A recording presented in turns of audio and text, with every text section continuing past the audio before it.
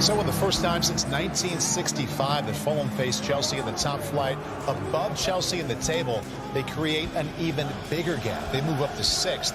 Chelsea remains 10th place.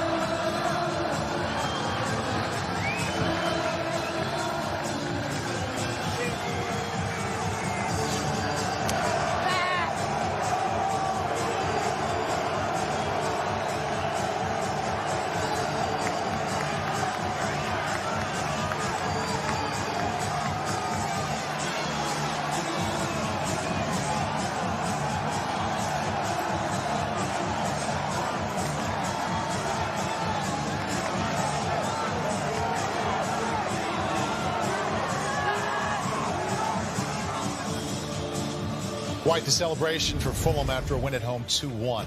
One game in the books, another one coming your way tomorrow. Coverage starts on USA at 2 o'clock Eastern, ahead of kickoff at 3 o'clock at Villa Park as Leeds visit Aston Villa, looking for their first win of this new year.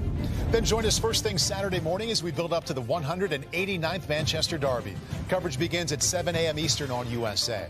10 o'clock, Everton Southampton, a massive match at the bottom. Brighton Liverpool, Nottingham Forest Leicester, and Wolves West Ham right here on Peacock. Brentford Bournemouth, NBC at 12:30.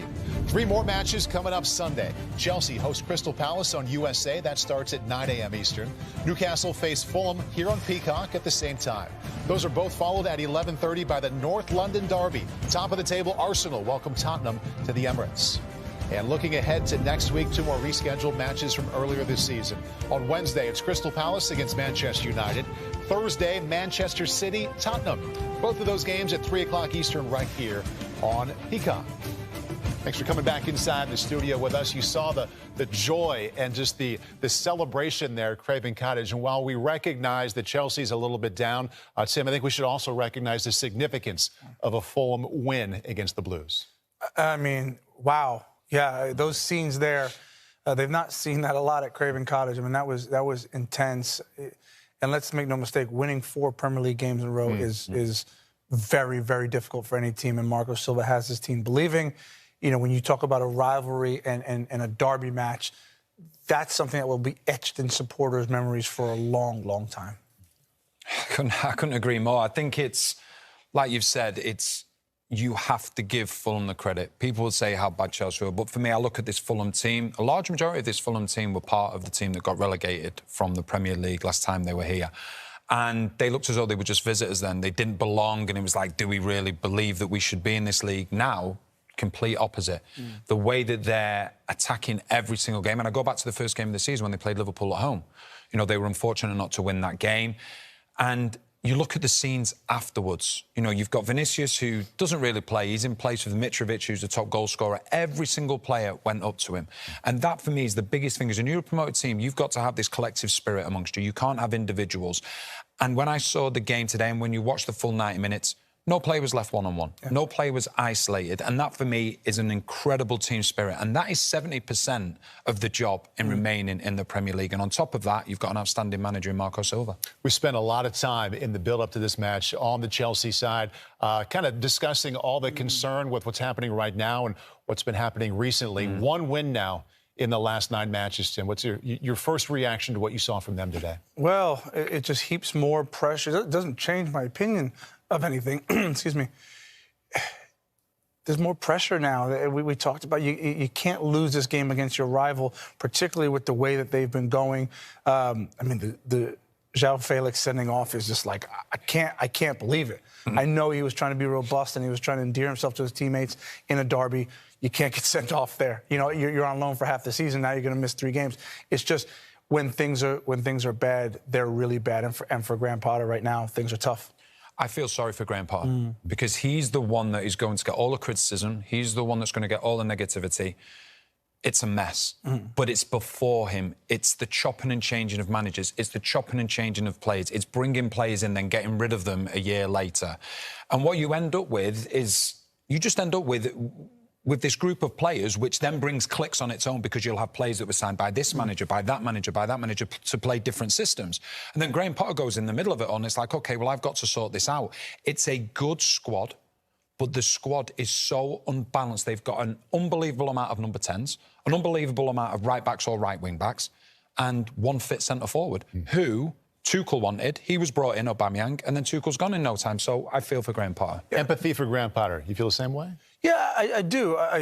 It's a long process. It's a very long road that hopefully they continue to embark on with Graham Potter. But going back to Fulham and what we talked about at the beginning of the game, they needed to control the energy. I thought they did that. I didn't see anybody who looked nervous, who looked uptight. As you said, they got around each other. They protected each other. With Mitrovic, I thought, who's going to bring the fight to Chelsea? Pereira did that. He was rough and tumble in the tackle. Brilliant today for Fulham. Add a little insult to injury in the loss. The guy who scored the first goal, Willian, scored 63 goals when he played for the Blues, but put the first one up today to put Fulham up in the first half. They eventually win 2-1. Here's Willian. What a tremendous performance this evening. That run keeps going on. Fulham's run has been marvellous. Yeah, a special night for us. I think we deserve the win. We know how difficult it is to play against Chelsea.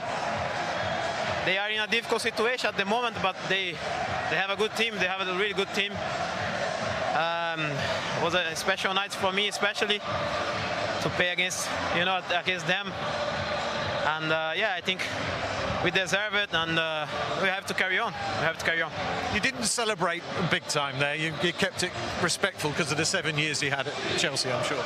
Amazing 7 years there. I have a big respect for the fans and also for the club, people that works there, and yeah. But I'm playing for Fulham. I have to do my best, and yeah, it was a special night. Tim joined us, a special night, Willian says. We can hear it behind us. In tremendous form at the moment, that run, and the performance tonight as well, the proper fight. Yeah, listen, the last couple of games we've had to show a little bit more fight, a little bit more grit, a little bit more determination, and you know, when we can show that side of our game and still play well with the ball, you know, it bodes well for what we're doing, and it's a big reason for the kind of run we're on right now. And there was a lot of talk about Mitrovic, but you were going to miss him tonight. Of course, you didn't. I told you there were goals in the team. You know, guys stepping up. Willie obviously scoring a goal. Vinny with a big header to put us on top, and you know, we're not a one-trick pony. We definitely have the guys in the team that can finish and put the ball away. You're above Liverpool in the table right now. It's pretty impressive. It is what it is. It's as the manager says, it's a consequence of everything that we're doing, the hard work that we're doing on the training ground, and you know, the togetherness of the guys in the club, and you know, the fans. you know, we're not looking at the table, but you know, we find ourselves in a very good position. Congratulations, Tim. Congratulations, William. Well played. Thanks. Thank you so much. Thank you. A good position, reason to celebrate there. Cool moment, the former Blue and the American Tim Ream, who's from the St. Louis area. Craven Cottage, let's get it going, Tim. And Chelsea had some looks early. They did. You see Joao Felix here, just down the right-hand channel. Good running, little nutmeg of Tim Ream. And when he squares it across, Havertz's original shot is blocked, and then he shifts it across the hall. Leno makes a good save. You just watch here. It falls to Havertz. Right foot, his weaker foot, doesn't get a brilliant connection on it. Hall, again, doesn't make a big placement, and it's an easy save for Leno. And here, Chalobah just doesn't get his lines cleared. And Di Cordova-Reid, I'll tell you what, it's a brilliant strike. You watch here, just hits across and through the ball and leaves Kepa stranded, but it hits the post. Crossbar and stays out. And then the goal eventually coming for Fulham. See William, he does this so well. He lines up his defender, always wanting to come inside. Deflection off Chalobah, and then he opens the scoring. Chalobah doesn't do a great job here, again, of trying to clear his lines. He's a bit unlucky. He wants to get a block, and he does so. But unfortunately, that block, you'll see here, takes it past Kepa and gives him no chance, ends up in the bottom corner. And with respect to his former club, William doesn't celebrate. But Chelsea came back into it just a bit here before halftime. You see the ball falls to Hall. He makes a really good connection on the half volley. And Leno with a good save because it takes that deflection there off Tosin and could have ended up in the back of the net. And then going into the second half, it was a great start for Chelsea. Just see Mason Mount with a free kick. He catches Leno out, and then the rebound falls to Koulibaly, and he puts it into the back of the net. Leno's saying he's kept it out of the net, but there's no way he has. And we'll see here on the replay, just as it comes back now from Koulibaly. Good reactions from him. Leno just getting himself up. You can see clearly there, it's over the line. And then Chelsea thinking they've got themselves into it, started to get on top, and then they just created their own problems. And it's Joao Felix. He ends up getting a red card, and you can't say it was due to frustration because he was having a good game. But David Koo, the referee, only needs to take one look at that. Won't even have to see a replay or go over to VAR. It's an obvious red card. It's just over-eager. It's a really poor challenge, and it just gets worse every time you see it. It's a high foot. He's out of control. There can only be one outcome, and it's a red card. And then Chelsea find themselves with the backs against the wall. And Fulham, give them credit, they started taking the game more and more to Chelsea, and they got their just rewards.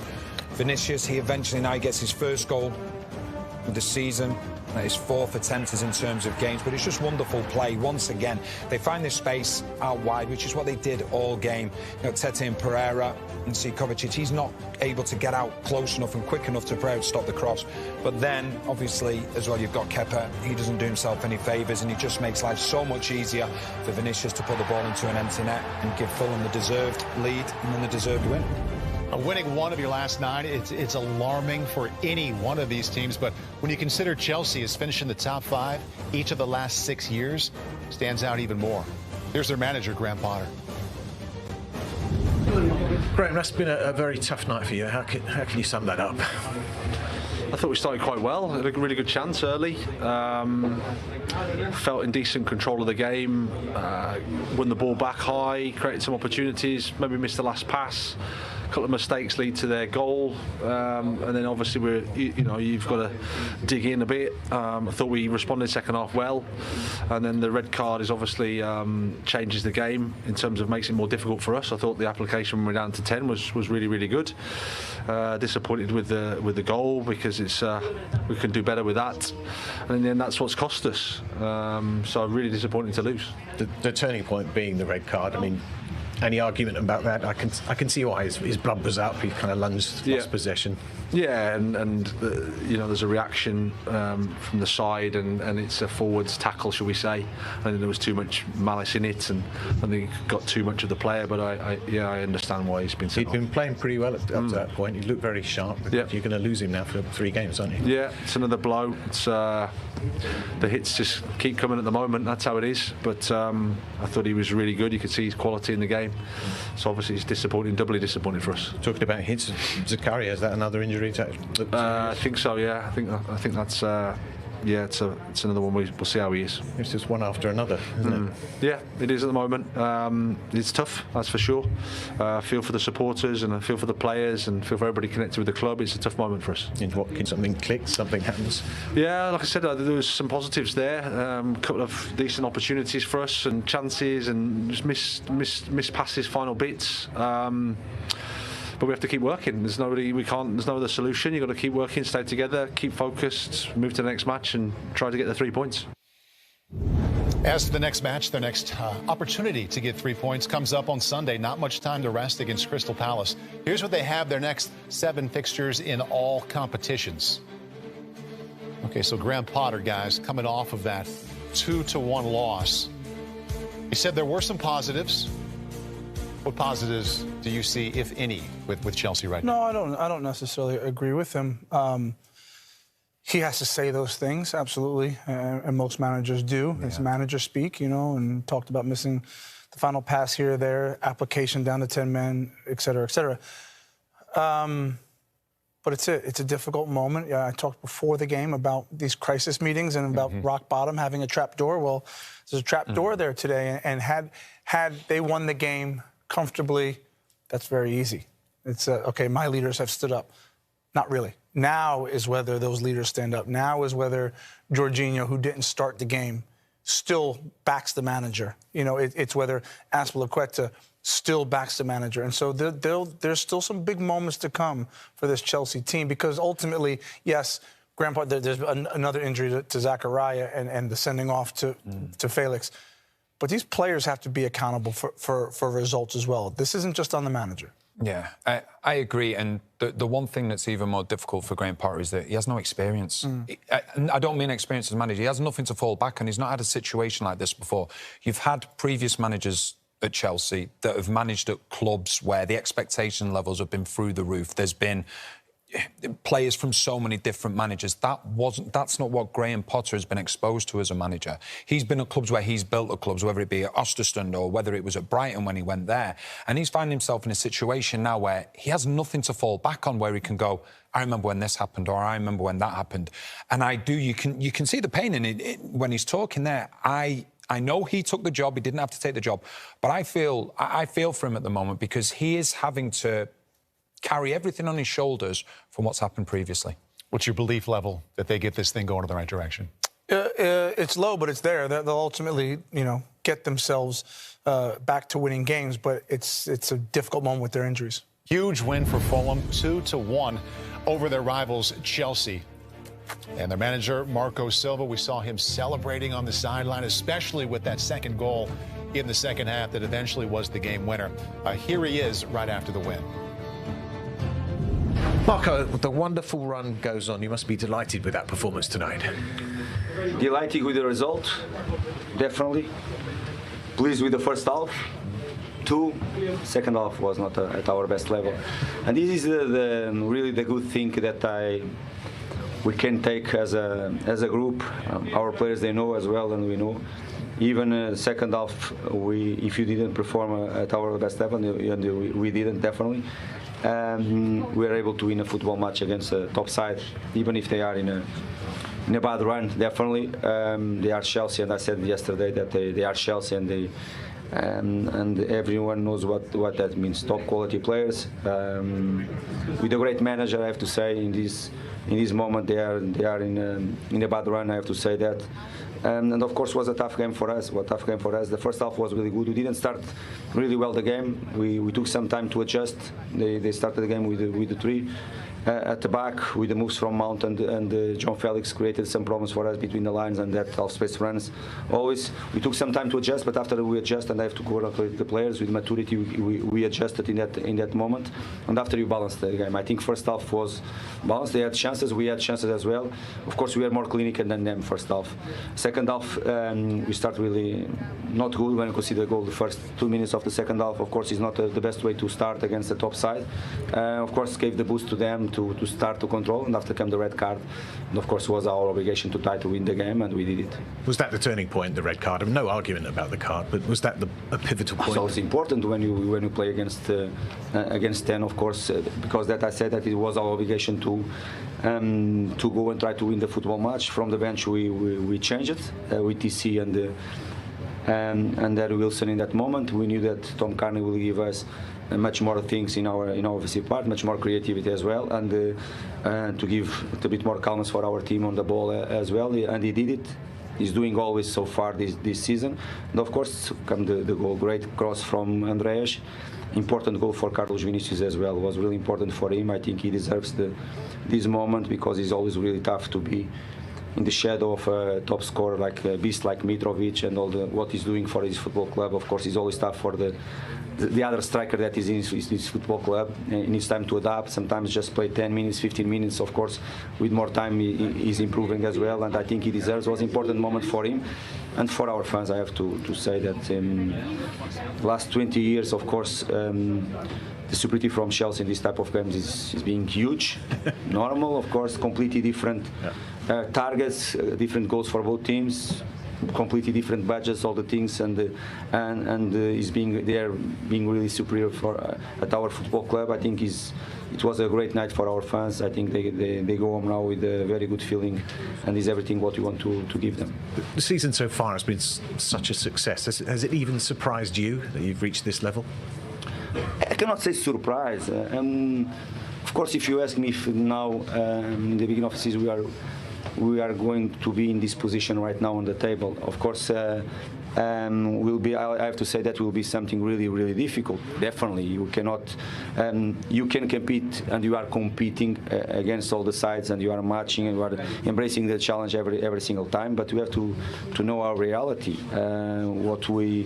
what we can do in the market sometimes, our budget if you compare with the others as well. But you know that sometimes we can balance the things on the pitch with the hard work from the players, with our quality as well, with our identity that we don't want to change never, and this is really, really important. Of course, the position at the table now is really good for us, but we have to be ready if something comes wrong in some weeks as well, because the bad run can come, and I want everybody in the same page again if the bad run can come.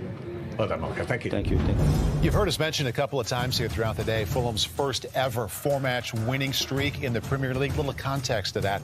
Today was their 589th match in the competition, so the fact that it's their first 4-game run, you can understand some of the words and some of the feeling Marco Silva was sharing right there after the win. Hi there, I'm Rebecca Lowe, studio host for NBC's coverage of the Premier League. Don't forget to hit subscribe to watch more videos all season long. For even more Premier League content, from original series to live matches, head over to Peacock and be sure to tune in for Premier League mornings every weekend on USA Network and on Peacock. We will see you over there. Tremendous performance. Run keeps going on. Fulham's run has been marvellous. Yeah, a special night for us. I think we deserve the win. We know how difficult it is to play against Chelsea. They are in a difficult situation at the moment, but they have a good team. They have a really good team. It was a special night for me, especially to play against them. And yeah, I think we deserve it, and we have to carry on. You didn't celebrate big time there. You kept it respectful because of the 7 years he had at Chelsea, I'm sure. Amazing 7 years there. I have a big respect for the fans and also for the club, people that works there, and yeah. But now I'm playing for Fulham. I have to do my best, and yeah, it was a special night. Tim joined us. A special night, Willian says. We can hear it behind us. Tremendous form at the moment, that run, and the performance tonight as well, the proper fight. Yeah, listen, with the last couple of games we've had to show a little bit more fight, a little bit more grit, a little bit more determination, and you know, when we can show that side of our game and still play well with the ball, you know, it bodes well for what we're doing, and it's a big reason for the kind of run we're on right now. And there was a lot of talk about Mitrovic, but you were going to miss him tonight. Of course, you didn't. I told you there were goals in the team. You know, guys stepping up. Willie obviously scoring the goal. Vinny with a big header to put us on top, and You know, we're not a one-trick pony. We definitely have the guys in the team that can finish and put the ball away. You're above Liverpool in the table right now. It's pretty impressive. It is what it is. It's as the manager says, it's a consequence of everything that we're doing, the hard work that we're doing on the training ground, and you know, the togetherness of the guys in the club, and you know, the fans. We're not looking at the table, but you know, we find ourselves in a very good position. Congratulations, Sim. Congratulations, William. Well played. Thanks. Thank you so much. Thank you. Yeah, and with that, the pair then celebrate with the home fans, and quite rightly so. It's party time at Craven Cottage because, well, Sean, you know from your days at Chelsea what that rivalry's like between the West London rivals. I mean, days very rarely come Fulham's way like this. Yeah, it very rarely comes, but Craven Cottage is a very tough place to go in this derby. I remember some disappointing times and some good times there. One of them being me and Joao. We didn't actually do too much wrong in the game. We just wasn't getting the ball. Oh. I remember Mourinho taking us off after 35 minutes, 25 minutes. Really? In the first half. So it's a hard place to go. Jay, he's going to say, he said it's my fault. But we just wasn't getting the ball, so we wasn't being able to affect the game. And Mourinho saw something, changed it, we come away and win the game. But it's a tough place to go. And like you said before the show, it's a new Fulham, good manager, and they're flying with confidence. And they took advantage of the Chelsea team when Chelsea didn't take advantage of the chances and opportunities they had. Yeah, do you mean, and a word for that man, Willian, who, you know, who's having a very different spell in the Premier League to his last spell with Arsenal. Yeah. He's playing with a smile on his face, and he's still got that quality about him, although his legs may have gone at this age.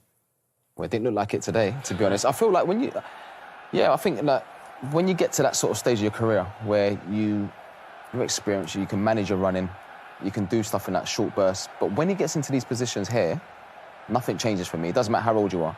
This is all about sharpness, and I mentioned about slowing people's feet down, and he always does this thing where he goes to shoot and he stops, slows defenders, and then he changes speed again.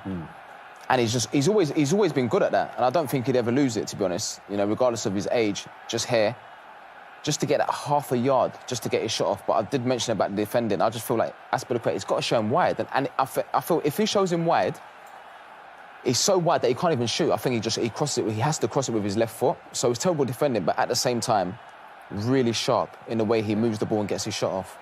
There is a touch of fortune about the deflection, clearly, that goes past Kepa, ultimately. But actually, you talk about Azpilicueta and Willian. Clearly, they know each other from the Chelsea days, and that's why you feel he should have done better in that position. Yeah, JD hit a nail on the head. You've got to show him left. The most he can do is get across the box, but he was the third error.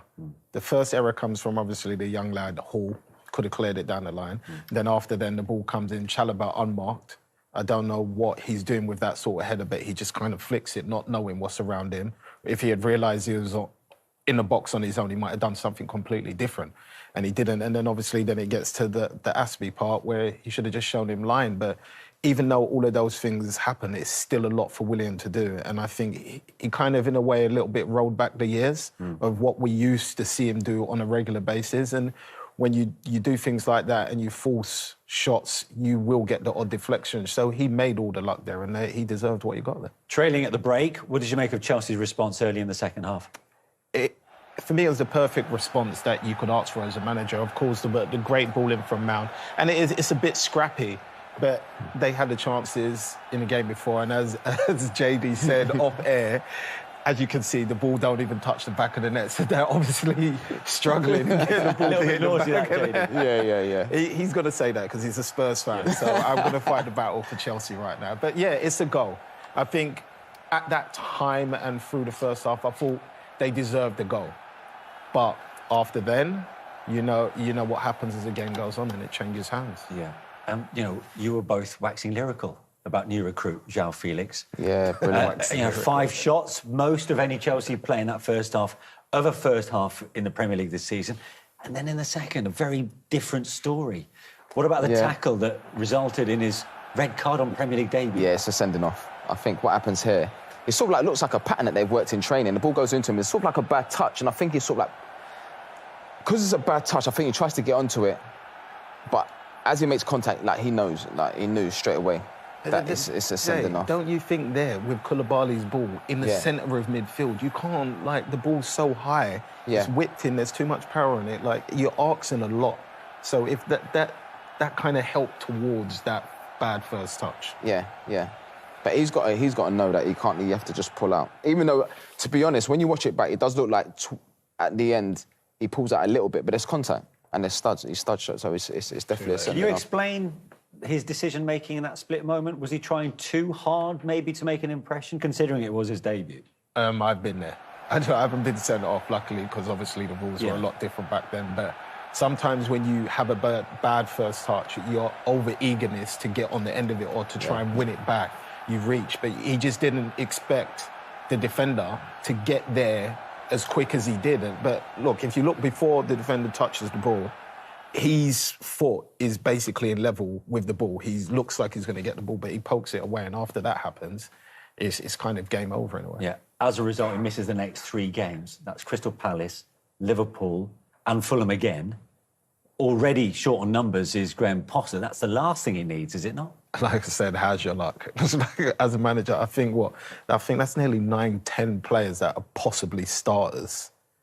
All out of the game. Yeah. Now, I get there's a lot of pressure on him, but I think to some degree, everybody around the world needs to understand what he's actually dealing with right now, because I've never seen that happen to any manager before, where their 10 possible starters are all out injured or suspended. Yeah. And that could change. And that could change the training sessions in terms of numbers. That could completely change your training session. What you want to do in terms of, like, I don't know, like a preparation for the game, match prep. That's interesting. So what, physicality, you have to rein back a bit? Yeah, not even. Yeah, of course, because you have to, because it's like you're so frightened of the next injury. And in terms of like numbers, you might want to do, I don't know, like a tactical 11v11 or whatever it is, and you can't do it because you haven't got the numbers. So it does change everything. And we'll talk about Graham Potter's injury situation, in a little while as well, because Dennis Zakaria also hobbled off. Let's not forget, with an injury before that red card for Joao Felix. But what about Fulham's winner? And what a time for Carlos Vinicius to pick up his first Fulham goal. Yeah. But it's good, though. I think if you look at his movement, not much. It just gets him between the 2 centre-halves, to be honest, where you should be, where you'd say... And then spoke about the goalkeeper's position. I think if the goalkeeper stays on his line and just covers his near post... but what about Vinicius' movement here? The movement's brilliant, because what he does is he gets into that zone. I love to call it the red zone, where you're going to score. Gets in between the 2 centre-halves and, it's good movement. But at the same time, the goalkeeper has to stay on his line and cover the near post and then make it difficult for the attacker. Because if the goalkeeper's covered the near post, he has to go back across and he has to generate the power to go back across, which is always difficult. And he just ends up finishing an empty net. What did you think of Kepa's part in that goal, Sean? I think he initially makes the wrong decision, but instead of just fully committing, because I feel like sometimes as an attacker, if somebody jumps in front of a ball, you kind of lose flight of the ball. So that could put him off a little bit. Instead of just, once he's made the error, instead of just carrying through with that error and just saying, look, I need to just try and block out as much of the ball so he can't see it as possible, he then makes another one in retreating and gives him basically an open goal to head. He's kind of in no man's land at that point. Exactly. No. And he kind of shot himself in the foot. Like Joao Felix, he gets sent off, but he committed to that decision. It's wrong, but he committed to it. It's over. Whereas I think Kepa just didn't know what he wanted to do. He went, then he came back, and it was too late. As a result, for Chelsea, it's now 1 Premier League win in 9 games in all. What does their manager, Graham Potter, think of it all? Here he is now. Graham, that's been a very tough night for you. How can you sum that up? I thought we started quite well. Had a really good chance early. Felt in decent control of the game. Won the ball back high. Created some opportunities. Maybe missed the last pass. A couple of mistakes lead to their goal. And then obviously you've got to dig in a bit. I thought we responded second half well. And then the red card is obviously changes the game in terms of makes it more difficult for us. I thought the application when we're down to 10 was really, really good. Disappointed with the goal because it's we can do better with that, and in the end that's what's cost us. So I'm really disappointed to lose. The turning point being the red card. I mean, any argument about that? I can see why his blood was up. He kind of lunged lost possession. Yeah, and you know, there's a reaction from the side, and it's a forwards tackle, shall we say? And there was too much malice in it, and I think he got too much of the player. But I understand why he's been sent off. He'd been playing pretty well up to that point. He looked very sharp. Yeah. You're going to lose him now for 3 games, aren't you? Yeah, it's another blow. It's the hits just keep coming at the moment. That's how it is. But I thought he was really good. You could see his quality in the game. So obviously it's disappointing, doubly disappointing for us. Talking about hits, Zakaria, is that another injury? I think so. Yeah, I think that's it's another one. We'll see how he is. It's just one after another, isn't it? Yeah, it is at the moment. It's tough, that's for sure. I feel for the supporters, and I feel for the players, and feel for everybody connected with the club. It's a tough moment for us. And what can you do? Just keep battling on and hope something clicks, something happens? Yeah, like I said, there was some positives there. A couple of decent opportunities for us, and chances, and just miss passes, final bits. But we have to keep working. There's no other solution. You've got to keep working, stay together, keep focused, move to the next match, and try to get the 3 points. Thanks, Graham. Thank you. Yeah, Graham Potter looking pretty deflated there. And clearly, he said it's just another hit after hit on the injury front. 1 win in the last 9, Sean. I mean, it doesn't make for great reading for Chelsea supporters. That only victory in that 9 is against Bournemouth. But how much pressure is he under as a result? I don't personally think he is. I think between him and the owners, I feel like they would have had an understanding, and this is a year to build a new Chelsea per se, a bit different to the Roman era, where most probably. So you're saying he can afford to write off this season then? I wouldn't necessarily say write it off, but I think this is a season for him to help rebuild Chelsea in a different way to what we're used to seeing. I think the end game is to get to where they already are. But I think they still need to rebuild. They need to invest in young players, which they're doing really well at the minute. And he needs to get his way of playing across the table. And for me, in the first half, like he said in his interview, I thought they attacked well, they created chances, they didn't take their chances. And 2 errors cost them 2 goals, which they eventually lost the game to. So for me, it sounds silly, but I feel like, especially attacking, there's been massive improvements there. Yeah. For me, personally. Yeah. Jermaine? You've got to give him time. You don't just become a bad coach overnight. Not too long ago, everyone's raving about Graham Potter.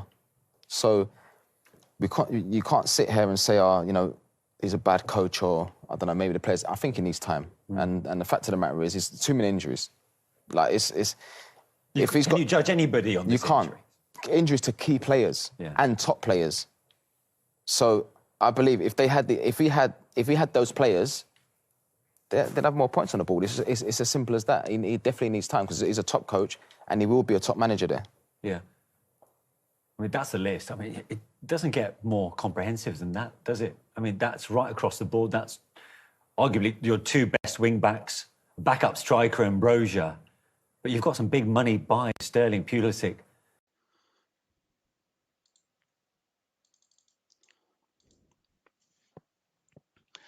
أنشيلوتي يعترف بتراجع مستوى ريال مدريد. اعترف الإيطالي كارلو أنشيلوتي المدير الفني لريال مدريد بأن فريقه كان بعيدا عن مستواه أمام فالنسيا، لكن ذلك لم يمنعه من بلوغ نهائي كأس السوبر الإسباني في العاصمة السعودية الرياض. وانتهت المباراة بالتعادل بهدف لمثله، حيث تقدم كريم بنزيما بهدف للنادي الملكي من ضربة جزاء، ثم تعادل صامويل لينو لفالنسيا ليتم اللجوء إلى ركلات الجزاء الترجيحية التي حسمها الريال لصالحه بنتيجة 4-3. وقال أنشيلوتي: لم تكن مشكلة جسدية، لأن في الوقت الإضافي أدينا بشكل أفضل منهم. لسنا في قمة مستوانا، لكنه أمر طبيعي. وأضاف: يوجد لاعبون بدأوا عددا قليلا من المباريات بعد المونديال. دفعنا بلاعبين بلغوا ذروة المشاركة مثل فيرلاند، ميندي وداني كارفاخال. وأشار: أردنا بلوغ النهائي وهذا ما حققناه. هي لحظة مختلفة عن العام الماضي، لكني أعتقد أننا سنقاتل بقوة للفوز بكأس السوبر. ونجح بنزيما ولوكا مودريتش وتوني كروس في تسجيل أول 3 ركلات جزاء ترجيحية للريال، قبل أن يحرز ماركو أسينسيو ركلة الجزاء الرابعة وعلق أنشيلوتي على ذلك بالقول: أعطيت الفرصة للاعبين الثلاثة الأكثر خبرة. الأفضل الركلة الأخيرة كانت لفينيسيوس جونيور، ومن الأفضل أنه لم يسدد.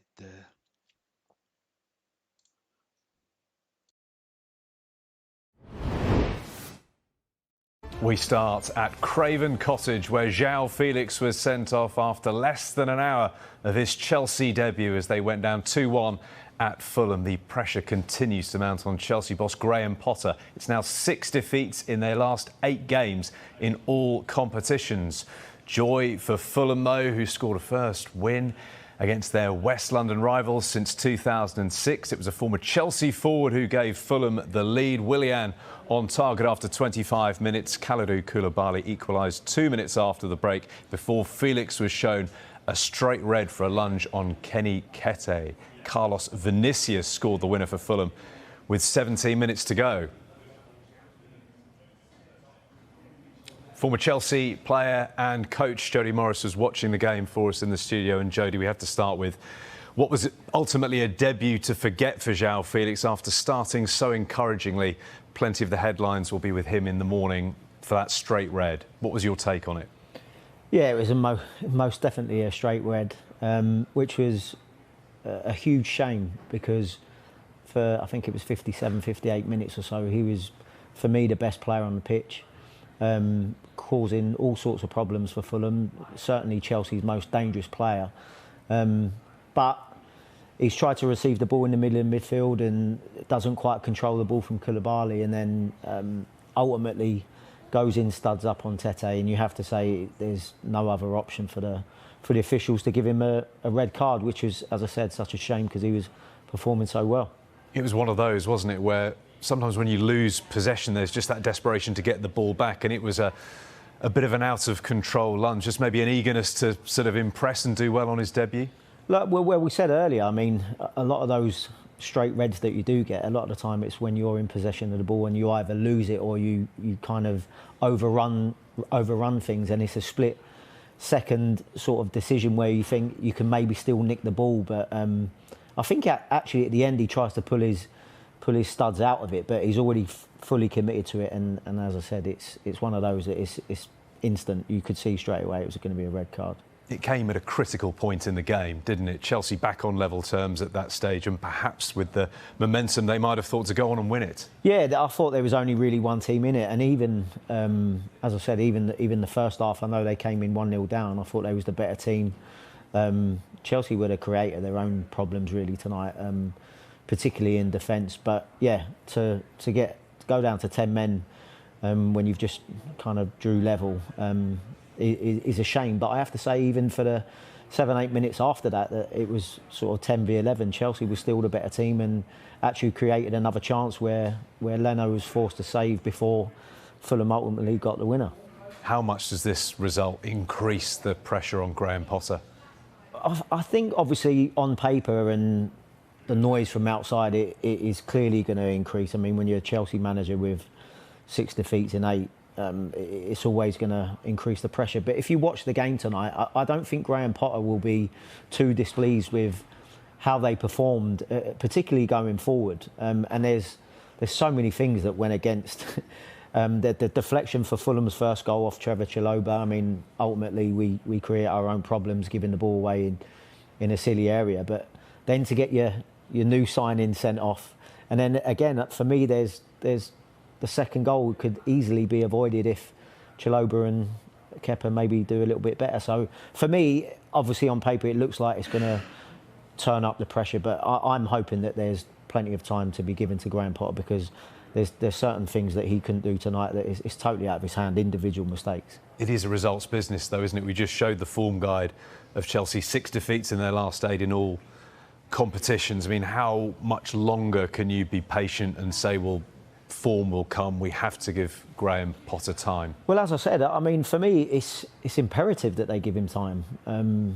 I don't think you can keep chopping and changing managers. It's a new-look squad, isn't it? And absolutely. He has to be given time to shape that squad in the way that he wants to. Absolutely. I think it would be naive to make a decision now and kind of chop. I know it's it's not going to satisfy a lot of the fans when you hear things like that. But for me, it's important that you've got to go and commit to a long-term project. And okay, we might have to go through some tough times at the moment. But I'm sure that Graham Potter will come out the other side. And that, if you watch the game tonight, Chelsea looked a lot better going forward and a lot more fluid in possession. And they created a lot of chances. I think they had 10 shots on target, which hasn't been happening of late. As I said, I think there was improvements there tonight, but certain things just didn't go our way.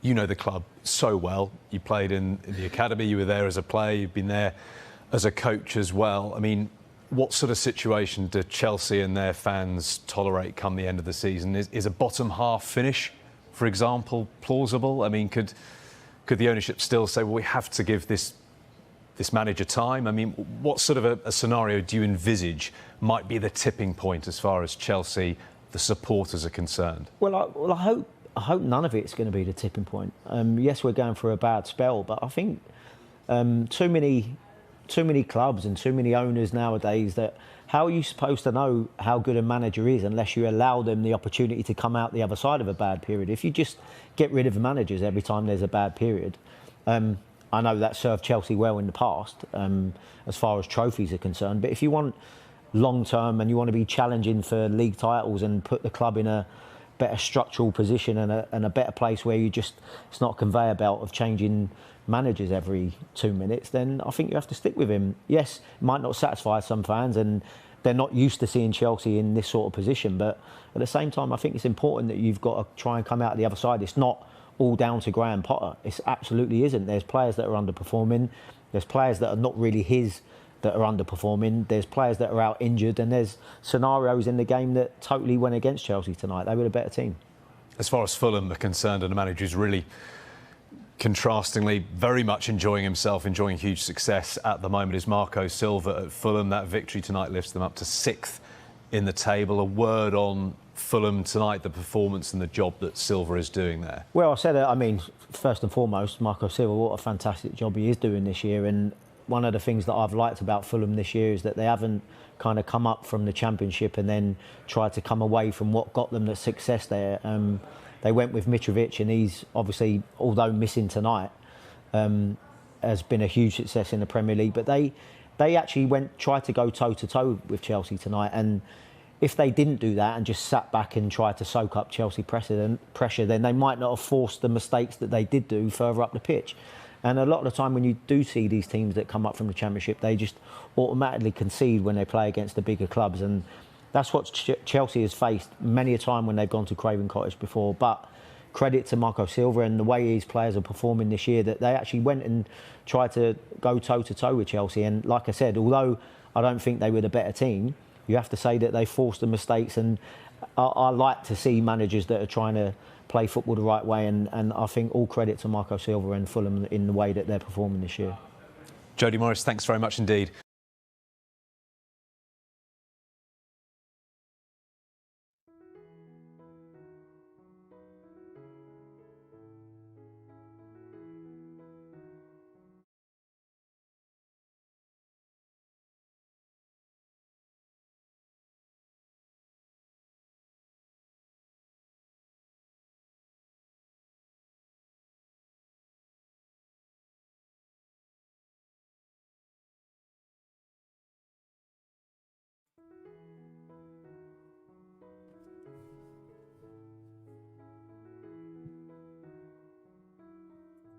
Hello, good morning, good evening, good night.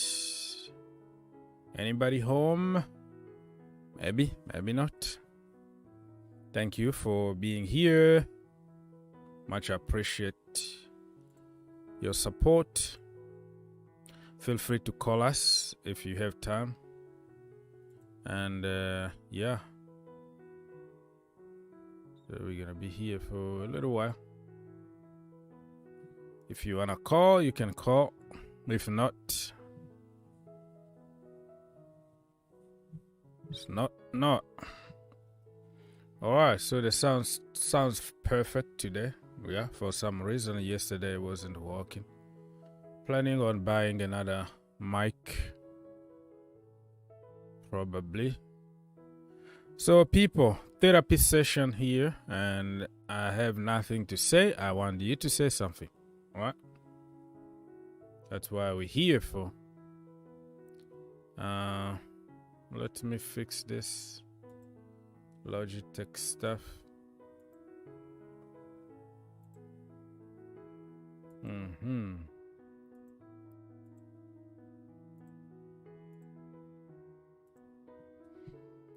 Okay. Yeah, so I don't even know where to start. So feel free to come here, jump, and let's start somewhere, my friend. Let's start somewhere. Don't forget to like, subscribe, share, and help YouTube to push me a little bit so more people can join. So your like is gonna help a lot. If you're on Twitter or Instagram or whatever, you can share also the link so more people can join us. Okay.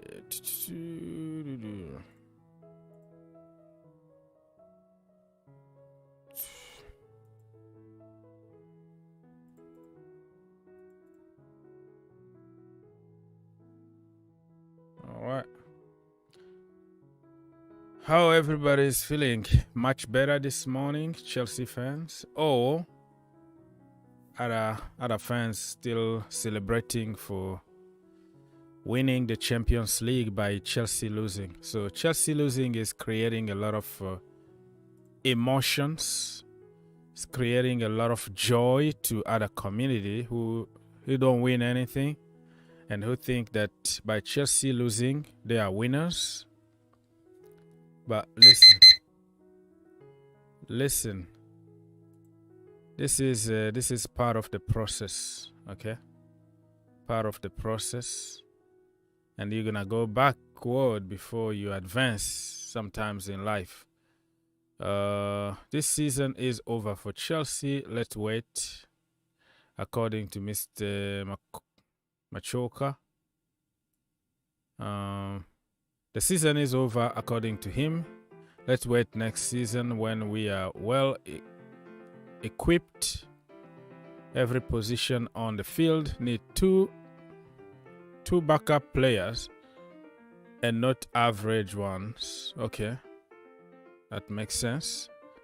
We are linked to a Southampton right back, Peter Walker, right? Peter Walker, the guy that used to be at Tottenham Hotspurs. They sold him to Southampton. Now he's been linked with Chelsea. There are other players like Lavia from Southampton also being linked with Chelsea. But listen, don't pay attention too much to all those links because we're going to be linked with everybody under the sun as per usual. And at the end of the day, we might not even sign one. So there's just paper talk, and people need to put some food on the table, so they have to make stories. They have to say what people want to hear in that particular moment. That's it. That's part of what people do online. I tapped the like button 2 times, so that means like you didn't even like, because you dislikes automatically when you click twice. Look at our situation. We can say that even God doesn't want Potter to be at Chelsea. Oh my goodness. I don't even know. How do you know that? God is not only God of success. God can put you through a lot of pain and suffering to test your faith. So if you're going to associate God just because you want to win, you have also to understand that other teams also are praying the same God. So putting God in this kind of analogy doesn't make sense, because God is not only God of win. Sometimes you have to go through hardship in life to shape you to be a man in life. Jesus went through a lot of problems. Even other religion, their leaders went through a lot of persecution, a lot of problems before they come to the level of, of God, or the level God wanted them to be. So talking about God don't want Porter to be. How about God want Chelsea fans to change the mentality from spoiled kid, from everything need to be given to him, given everything and feel entitled and be rude and insult people and sucking people all the time. And God wants you also to understand that you can go through pain and you have to be patient and you have to be respectful and you have to love each other and support the team in bad and good time. How about that? Why God need to be always win is God? Do you think that other teams don't pray the same God? Do you think Fulham don't pray God? Only you, only Chelsea? Man, that entitled mentality need to go away from Chelsea fans. This is the problem. One of the problems we have. Every time we have a little problem, we abandon everything. No, the process is good. Probably the man in charge is not good enough. But I don't think any manager, even Thomas Tuchel, even whoever, bring Guardiola, give him 11 players, senior players, injured, red card. At the moment that we are back in the game, red card out of the blue. Give any manager in the world, even, I don't know who, say Alex Ferguson, he's not going to do anything with this team. I'm not trying to defend Porter here because that I crucify him a lot lately, even in my last video. But I'm trying to make people understand that we can't have this entitled mentality at every single time. It's only us. Suck. Do you think that God is okay with you sucking somebody losing the job all the time? I don't know, man. But it is what it is. It is what it is. This is one of the problem, man. No matter how he tried, he fails. Even Thomas Tuchel, in the last 18 months, tell me what was a great performance. What was a great performance? For 3 months, we destroyed everybody. We won some trophies. And all of a sudden, we won some trophies. And then for the next 18 months, we were awful. We were just living out of I don't know. We were just hanging there. It was the same players. We were losing games too. So everybody wanna make it looks like, if it was somebody else, it was going to be such a miracle. Everybody injured, and you play with a bunch of kids from the academy. All of a sudden, you are going to win every single game. And I'm not even defending the guy here because I don't like his decision making. He's awful on doing many things. But come on, common sense also need to apply here somehow. You know what I mean? Some common sense, simple common sense. Just because we have to jump into the bandwagon of, copy paste is a trending. What's going on, my brother Etsy? Good morning. Good morning. How did you sleep last night? I didn't even sleep, as you can tell. I was up at 2 o'clock in the morning. You have some weird noise around you. It's just my little girl. I have her with me now. Oh, okay. You have the baby. Oh, man. Yeah. Take care of the baby first, bro. Don't kill yourself on this thing. She's all right. She's just playing around. So Okay. Dear, I just don't know what to say. I tried to sleep last night. It was quite a poor sleep.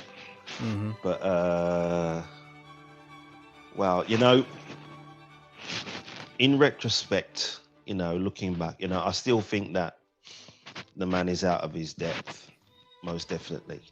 But you highlighted some good points this morning that, a lot of it is down to the situation as well. And like you said, I don't believe there's any manager in the world who could do any better than what he's doing, right now with the current situation, really.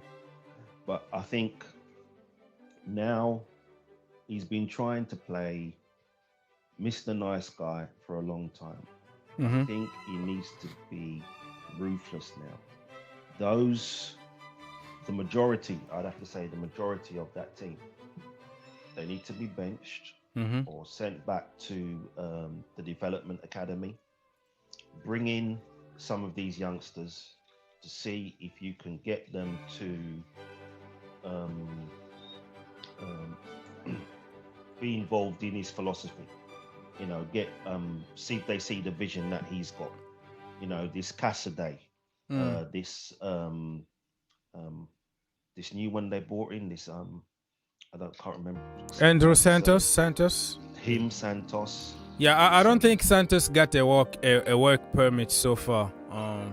He's on a temporary visa. I think they are trying to find a loophole, a way of getting him some kind of work permit, but he's not qualified because he didn't play enough games with like a Brazil national team or something like that that will give him enough point to get the point that needed to have a work visa in UK. So I think they're still working on it. They are intelligent people, lawyers trying to find a way, but so far he's not even in a team, so we might probably have to loan him somewhere in Portugal where the laws are better, you know, European Union, and I don't know what's gonna happen, but fingers crossed. Yeah, go on, man. But even this Badiashile. Yeah, Badiashile, that is a good point. Because how the hell, how that brother was on the bench and we have Jorginho Frello and Aspilicueta. I think we should have like changed the shape and then put find a way to put Badiashile there and try to defend. The guy is basically a midfielder, a centre back, because he can pick a pass like nobody else, bro. Have you watched like that guy can pick a pass from the defense just like Fabregas. So putting him on the pitch will allow us even 10 against 11. I think yesterday he was going to open up their defense because of how good he is with the ball, long range passes. And Jorginho, who is a short pass merchant, passing the ball backward. What the point? You're lacking already one person. One person is down, and then you have Jorginho again. That means you are playing 9 against 11. 9 players instead of 9 against 11. And then you have Aspilicueta. His legs were gone, bro. Did you see how Willian toyed with him? Oh my goodness me. Oh my goodness. So we were playing like 8.5 men against 11 yesterday. Yeah. Dear. It's I don't know. I mean, even all right. This young man, Dacho Fofana. Yeah. Why he didn't even give him? I don't know. Let him come on. Let him see what he can do or something like that. But I don't know. I just don't understand. I just don't get it. You know, one thing I wanted to mention yesterday when I spoke was in regards to Willian. I think what he did, he showed our attacking players the kind of quality that we're used to. This is the standard. Yeah, he's showing them this is the standard, what Chelsea are used to. This is what they expected when you're playing in that shirt with that Chelsea badge on your chest. This is what they expected, not the rubbish that this Mason Mount was doing. And I'm not trying to target him or anything like that, because all of them were quite poor, besides Joao Felix. Yeah. Besides Joao Felix.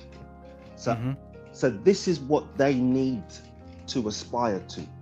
This is what the kind of service that they need to be providing for the club. And they're just not doing it. They're just not doing it. So if they can't do it, they need to sit on the bench or go back to the development squad. That's what they need to do. Yeah, that's one of the area that Pora is very weak on. That I don't know. But if you look at his benching Aubameyang, so sometimes you think, okay, he's making some decisions. So what about Jorginho, and what about Aspilicueta? What about Mason Mount? What about anybody that is not performing? They need to be on the bench. Simple as that. I mean, Kovacic is another one. I mean, this guy, he got away with everything. I just don't understand. He was so promising before, and now he's just, like you said, he'll dribble past everybody, past the whole stadium. Yeah, and then everybody, man. Everybody, and then there's no end product. The man's part. Nothing. Giving the ball away. I just don't know. And you see the hype that he's getting in the community is because he dribble. And young generation now, they don't really watch games, the entire game. They're gonna watch like 15 seconds on TikTok, and somebody is gonna make a compilation video, some tricks and flicks that he does, and he will, oh my goodness, this is the best player ever because of those tricks and those dribbles. But for what? Where is the end product? This is business. This is football business. You can dribble whatever you want, but if you don't pass the ball, you don't assist, you don't break lines, you don't shoot, you don't score, it's basically useless. Like it the means brother, nothing. When the Nothing at brother is at the edge of the box, his mind turned blank. Like he can't see anything else. And it's so frustrating to see somebody with such quality wasting this kind of quality by not practicing. Like I'm not sure if that brother has like his own time. Like, I'm gonna stay after the training like for 30 minutes to practice like shooting with one of the coaches. I don't think they have the time for self-work, Like if you watch a documentary from Didier Drogba and Frank Lampard and John Terry, where they will come before everybody, go to the gym and then go to the ground before even everybody got to the training. And when everybody is gone, they're gonna stay there for 1 hour and practicing shooting, like trying to improve their weaknesses. And you wonder how they were good on the pitch because self-work. You have to work on your weaknesses on your own, beside coaches or whatever. But today is like they can't wait until the end of the training session so they can go and play Fortnite, play video games at home. Like, where is the self-work? Like, so much quality. So much quality. Yeah, man. No pride, no self-worth, nothing. Nothing. Nothing at all. So, I saw you put your poll there, and you was asking whether, if it's down to Potter or the players or all of the above, and I put down all of the above because, the players have played a major role in this thing as well. A major role in the decline that we're experiencing right now. They played a major role. Like everybody. They need to be put on the bench, bring in some of these youngsters, bring in a lot more of these, promote them up, get them. I mean, what's even funny as well, that while Potter was at Brighton, this Cucurella was playing his socks off. And now that they're both at Chelsea, I mean, I don't know what Cucurella's doing. Yeah. I really don't get it. You got some crazy hair. Just the hair. That's it. I think maybe Potter needs to threaten him to listen. Either you start performing or you're going to the barber. You're going to need to shave all of that hair off. Shake your hair. And be bald and let's see how it goes. And see how it goes. Yeah. So if you love your hair so much, you need to start performing better. So I don't know, brother. I don't know. It's just good to talk to you. I can just get some of this stuff off my chest. Yeah, man. So, always a pleasure to have you here and your beautiful daughter. Take care of the baby. Yeah. Yeah, I will do. You have a nice day. You take care. You take care too. Thank you so much. God bless, brother. Nice God bless. Bye. All right, people. So that was my brother Andrew. If you want to call us, the link is there pinned somewhere. It's pinned somewhere, or I forgot to pin it. Probably. But yeah, it's pinned. So you click on the link and you come. This is a therapy session. Everybody, you bring your agenda. You punch whoever you want. It's not my problem. People need to take all the burden out, All right. Let's go. Oh, man. So, Mr. AC, you are going to ask, that's what the babies do, man. Don't say that. Don't even banter. You don't banter about the baby. Silva, Silva, Felix, only good players. Yesterday, I think Lewis Hall was good, even though he missed a few chances, but he's a young kid who's still learning. He was handful. The kid is from the academy and completely playing good, better than anybody else. So yeah, you're right. You said it before. I've heard you say it before. No, I didn't say it. I was like, I feel some noise around you. I didn't even know it was a baby. That's why. If I knew it was a baby, I was not going to say anything because everybody loves baby's noise. So I don't have any problem. It even make the show better when you have a little kid playing. Nothing that I didn't say that. Don't lie. We know that we have a problem, the right back midfield, but we are signing only forward players without getting rid of anyone yet. Soon, we will end up selling our forward for cheap or even for free. Yeah, true. Aubameyang is not even having any game time at the moment, and we keep on signing offensive. But listen. We signed Joao Felix is on loan, but he did pretty good. He kind of lifted a little bit the level of Chelsea and set up a standard. So I don't have any problem with that. But yeah, you're right. We have to sign a midfielder, probably two of them, a winger. Yeah, you're right. A creative midfielder. Defensive one, we have Zakaria. We don't know how long he's going to be out. Man, you can attack this guy the way I've been attacking him in the last...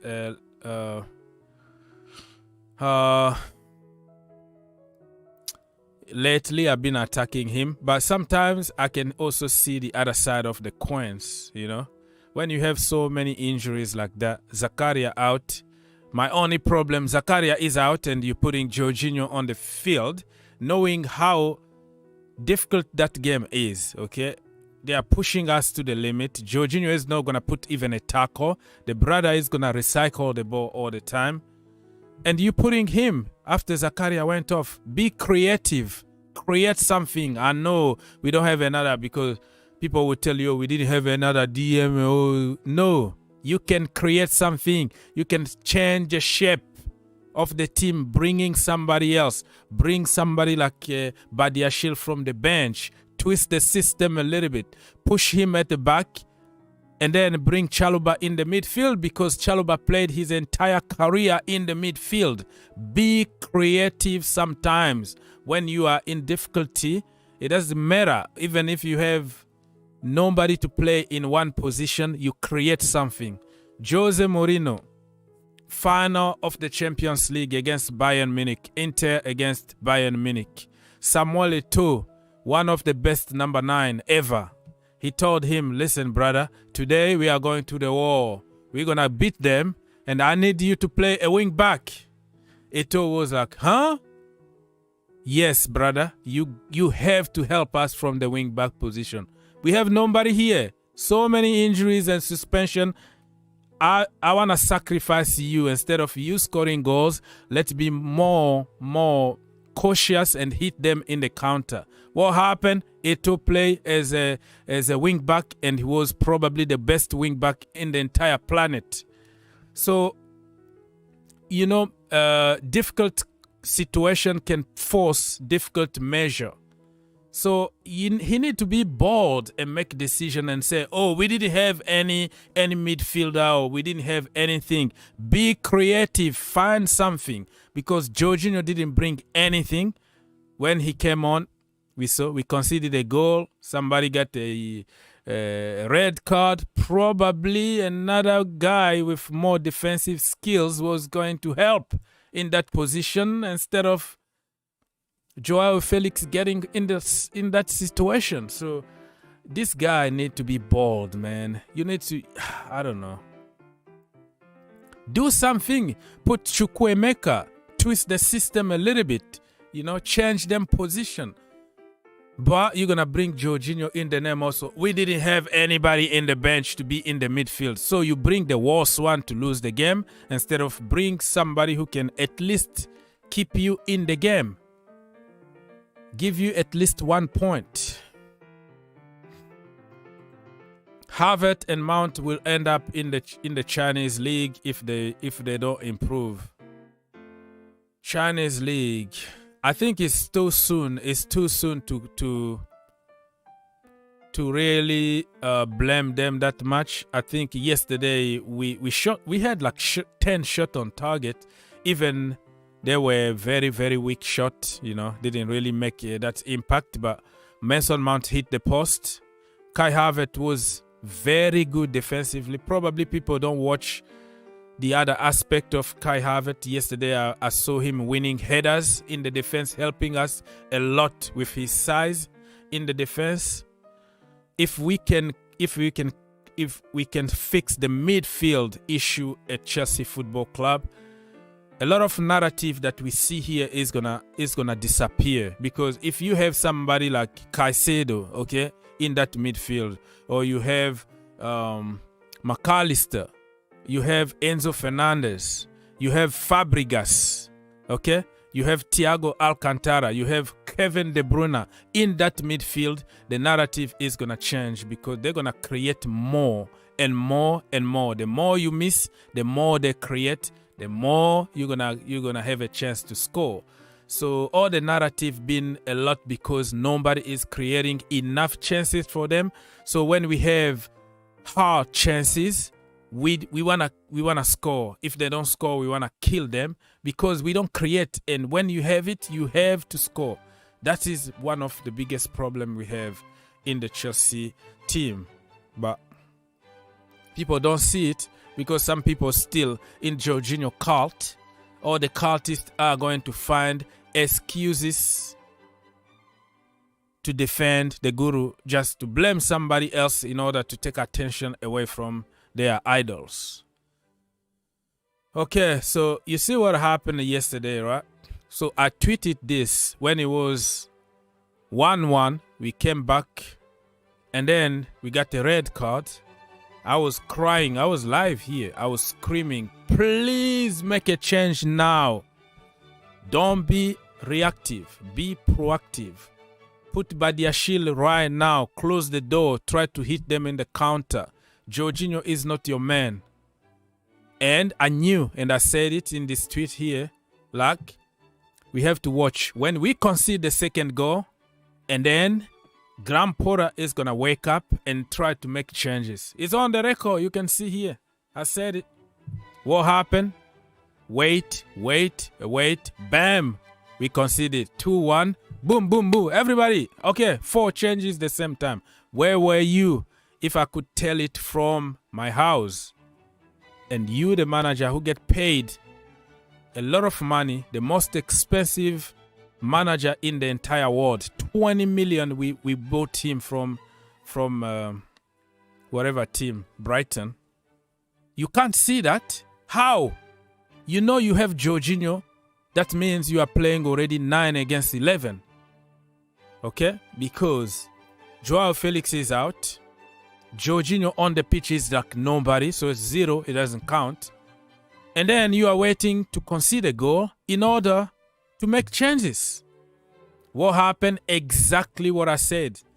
We concede now. He told everybody, okay, wake up, everybody, go on the pitch. 10 minutes to go, and put them under a lot of pressure. What can you do in 10 minutes? What can you do? Nothing. So sometimes you don't have to be a rocket scientist to understand common sense. You don't need a coaching diploma to do simple things. It's just common sense that Graham Potter is not using. Long way to go, my friends. Long way to go. Anyways, my people. I'm here for the people, okay? So if you don't comment, you don't send questions, I'm gonna have to leave very soon. Kovacic is a scam. Only thing he does is dribble and nothing else. Exactly. He's another fraud that's getting away with everything because he dribble past people. He's good to watch because that's what we want to see. But at the end of the day, it's about business. And like I said in this tweet here, Kovacic is another average player. Nobody want to talk about because he's better than others. That is what people will say. Oh, yeah, but who else is like him in that midfield? Hello? Just because you are better than other people doesn't make you good, if that makes sense. Because you have average players in the midfield, so anybody that would dribble past one person, you give him credit. So he's one of the problems at Chelsea. I've been saying this for years. People get on me, oh, you've been harsh. You know, look at this. Look how he dribbled. Look how he beat the pressure. For what? You can beat the pressure or whatever you want, but at the end we lose. What is the point? So this guy been getting away with everything because we want to focus our attention on Mason Mount and the academy. So we try to bail Kovacic and Jorginho out of the jail. But they are awful. Both of them are awful. That midfield, really. Okay, Lawrence, our main problem as per now is we are disorganized from top to bottom. Our owners, players, coaches, and we fans need to calm down. Yeah, that is your opinion. I don't see how our owners are disorganized because they hire like 4 sporting director. Everything is taking shape and they are giving the manager exactly what they want.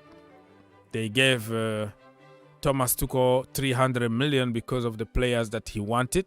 That was a mistake, but at least they were trying to do what the manager is asking for.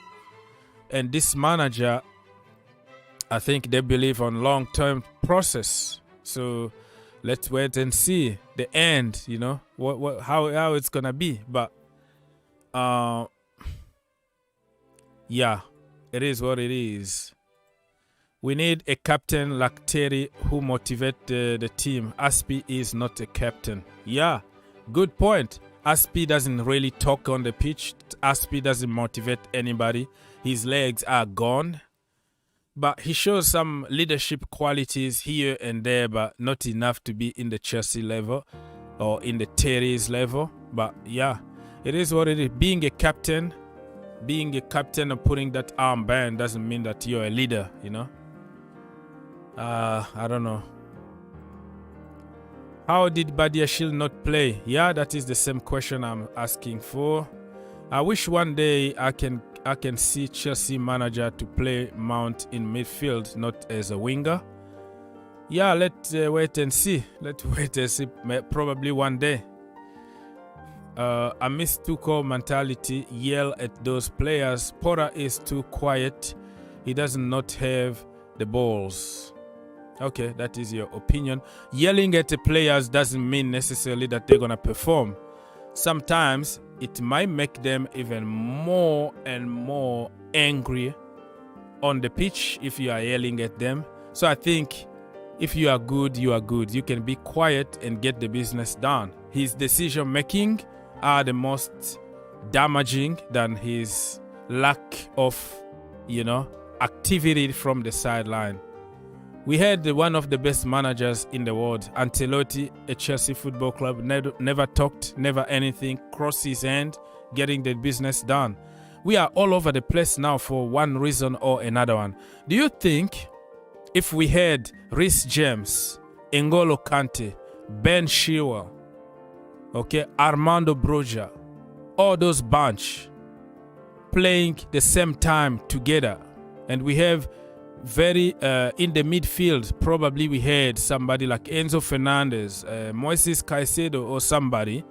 Do you think that sitting on the bench or yelling at the people were going to make any difference? Just think about it. You have your team, you tell them what to do, they are getting the business done. Nobody was going to be complaining about the lack of yelling from the from the bench. And also, you don't have to be somebody else. You know, in today's world, the world of social media, we wanna act, we wanna activity, but not everybody need to be the same. Not everybody need to be like a clown, yelling and punching bottles and smashing certain things on the pitch. No, certain people are just born that way. If you are good, you are good. I'm not saying that Graham Potter is good, but he's very unlucky. The unluckiest manager in the entire world. Tell me what team in the world got 11 senior players out injured. Tell me one. And we can start talking.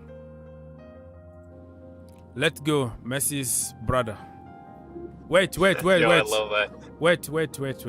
You are not on yet because I always have to figure out how to put you through on YouTube. Wait a minute. Let me see. Boom. Yeah, you are on now. Good morning, ladies and gentlemen. Good morning. Please donate to Streamlabs here for Mr. Uggs. I woke up in the morning. Good morning. I woke up in the morning and I read the notification and I'm like, holy moly, yo, did he get sacked? And then no, who told you that he was sacked? The title? Yeah, the title kind of was misleading to me. You know, I'm just waking up and I'm just reading. I'm like, holy sh! I'm like, Uggs would not be awake at this time for no reason. I know there's a reason, and he most likely did get sacked, but he didn't. I don't think he will get sacked. I mean, the guy is very unlucky. Well, what do you want the guy to do? Referring to the Chelsea fans, like, what do you want him to do? Do you want Todd Boehly to start fucking purchasing all these players, and then let's say, all right, he purchases all these players, but when these unhealthy players are back, when they're ready to play again, now you got so many players, like, you don't want to do that. At this point, you guys are 10th in the 10th position in the table. Anything can happen from now until, what is it, May, June? Yeah, May. Yeah, I really do hope that you guys end up top 5. You are mocking. You just wanna. You just mocking at Chelsea, right? Only because Pulisic. You know, I love my American players out there. He's not even playing. He's gonna be out minimum 2 months. So minimum 2 months mean March at best. And March, when you're coming from an injury, you're not gonna come straight to the first team. You have to deal with other competition that will be in your place already. And we all know that nobody likes Pulisic at Chelsea. It's going to be another excuse. Oh, we don't play him because he's from an injury, blah, blah, blah. The next thing you know, it's already April. Okay, and April, he got a couple games, and then it's already May, the end of the season. And then he's going to ask for a transfer request. I'm leaving, you know? So I don't know. I think Pulisic probably it's over, man. Probably it's over for him. And me, I want to see him go, you know? Because I'm sick and tired of fighting for him every single day. He doesn't need me to fight for him, because his feet can fight for him. The guy is so good. Just give him a run of game, right system, trust him. He will prove you wrong. But at Chelsea Football Club, fans, managers, owners, everybody gets some kind of mindset about certain things. Like when we already decided on somebody, you are bad, or you are good, no matter what you do. So the mind is already set towards certain people or certain passports or whatever. So yeah. This guy here, Lawrence, said our problem is our owner making the urgent need of success result is causing panic, hence worsening everything. I don't think they are asking for any result. That's why they don't even bother. They don't even call Pora to tell him, oh, what's going on. It's like, yeah, we know that you're working hard. So that it doesn't really make sense that they trust somebody and then they are pushing on getting result. I don't think they are asking any result, but just like in any business, you have to set up some goals just to push you to that limit. You know what I mean? Because if you don't have any goal, any goal in life, what are you going to do?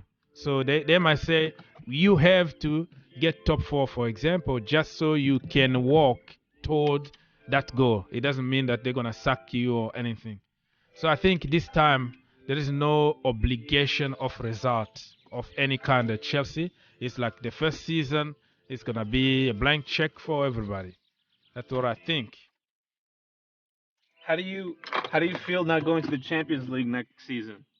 Yeah, we're gonna win the Champions League this season and go there. So what do you think? Yeah, Wait. Nothing is impossible. Listen, we might surprise people. Listen, we might surprise people. Couple signings, everybody coming back from an injury. N'Golo Kante fit, Reece James fit, Ben Chilwell fit, Christian Pulisic fit. And then you got Marcus Thuram. You got few players here, and then Moises Caicedo. And then in few weeks now, we might be talking about a different story. Okay? And then the Champions League comes. We completely destroy Dortmund the next round. And then we start building. Nothing is impossible. This is Chelsea. We love KOs.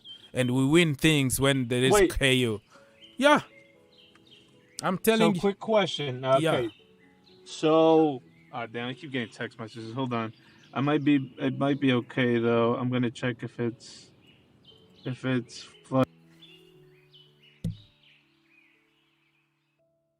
Yeah, you are gone. Oh, talk, bro. Don't worry. Don't worry if you have a phone. If you have a phone call, you can call. You can call and. Nah, the thing is, like, I can't multitask. When you leave StreamYards, I have to text and then go back and forth. But I was gonna ask. Joao Felix already played for Atletico Madrid in the Champions League.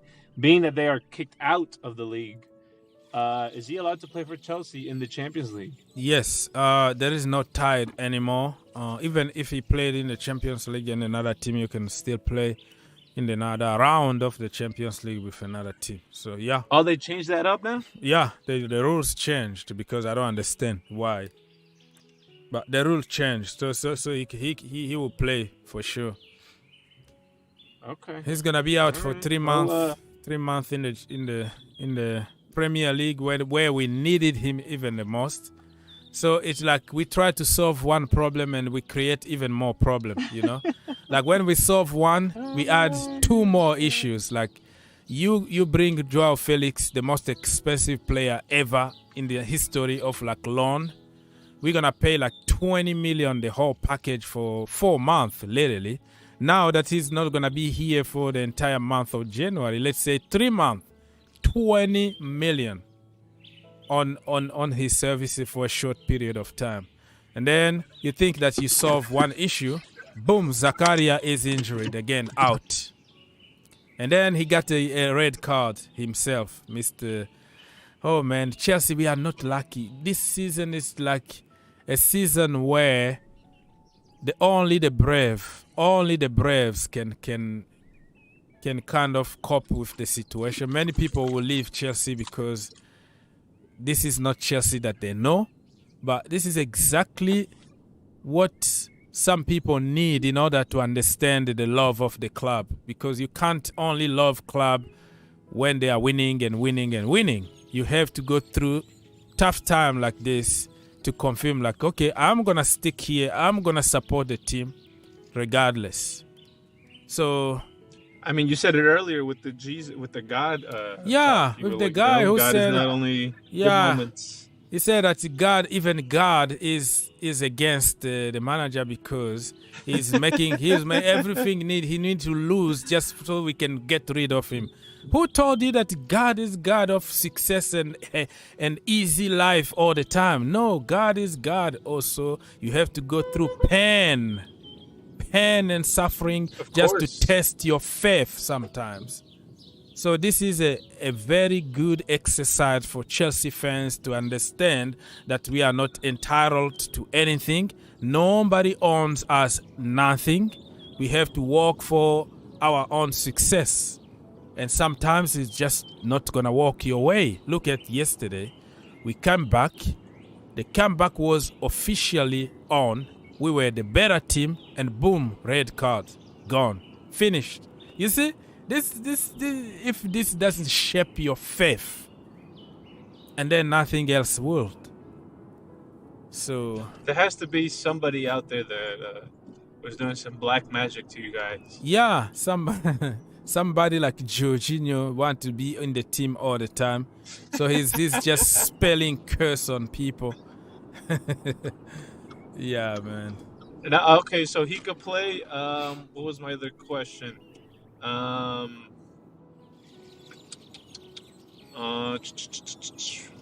Okay, let's say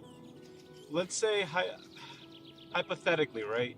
Yeah. Let's say he does so bad, he gets kicked, he gets sacked, but let's say he ends up in 16th place, right? Mm-hmm. At the end of the league. Yeah. And they sack him. Mm. Who is your realistic coach?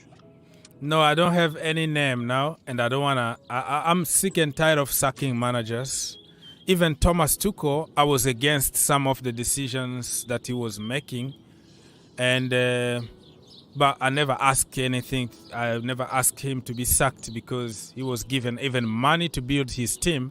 Why not let him finish his project? That was a big one. But in the Chelsea community, you have to be a cultist, like a yes man, yes man, yes man, or you have to be an evil devil or a hater, 24/7, out, no matter what. Like you can't find a balance. You can't tell the truth. You can't criticize anybody because it's Thomas Tuchel, because we won the Champions League was with him, and everything need to be good, or everything need to be bad toward somebody like Graham Potter. So are you getting what I'm trying to say here? Like we are living in the world through thick and thin. Yeah, in the world of extreme. Like we move from one extreme to another one. Like you have to say good no matter what, or you have to hate no matter what. No context. So let's say if you question Thomas Tuchel, why are you selling somebody like Billy Gilmore and leave Jorginho in the team? And then you are a hater. Automatically, you are out. You want him out. Does that make sense to you? So yeah, I'm gonna head out. So I'm gonna talk to you later, brother. You take care, man. Take care, man. Thank you so much for calling. Anybody that wanna call us, feel free to do so. And other teams, if you wanna come here and talk to us, feel free. Okay, so Arsenal put a new bid for Mikhailo Mudryk, 70 million guaranteed. Wow, Arsenal are going all out for him, and they're gonna add like 20 to 25 million add-ons. So this brother here could end up by costing Arsenal around 100 million. They're gonna break another record. They broke one record on Nicolas Pepe, and the rest is history. They're gonna break another record on this Mudryk guy. Let's wait and see what is going to happen. Any question? Anybody? No? Let's go. Mr. Jacob say, hello, bro. Mr. Ikogi, you said something about Russians and whatever. So YouTube kind of they held your comment, so I can't show it. Just be respectful to everybody. Don't try to bring politics here or try to say something that might be interpreted as, offensive to other countries. So YouTube automatically held your comment. I can see it from my side, but nobody else is gonna see it. So if you wanna comment something else, just try to not to say what you just said, right? Mr. Sock, if I were Potter, I feel embarrassed when fans chatting for my manager in stadium. Embarrassed? So what? That is the nature. That is what when Di Matteo was sacked and he just won the Champions League, that's what fans were chatting. You're going to have always a hard time when a successful manager just left and you replace him and losing games. It's not a new thing. I don't think he should feel embarrassed. It's the way it is. If you make it through the night, a bright day Chelsea situation, a sight of future greatness. Oh, okay. Okay. Guys, so I am here up in the middle of the night for you guys. So if you want to call us, you feel free to call us. Or if you want to comment, feel free to comment so we can keep this discussion going before I go back to sleep. Sleep for a couple hours before work. Because I didn't sleep really. I don't know. When Chelsea lose, it just affects me a lot. I don't know why, but that's the way it is. All right. So the third bid for Modric been submitted. What else is happening? Mario Lamnia just signed a new Wolverhampton. Lamina. Okay, understand. Wout Weghorst deal will not include buy option clause. Manchester United have completed the signing on loan until June from Burnley. Okay.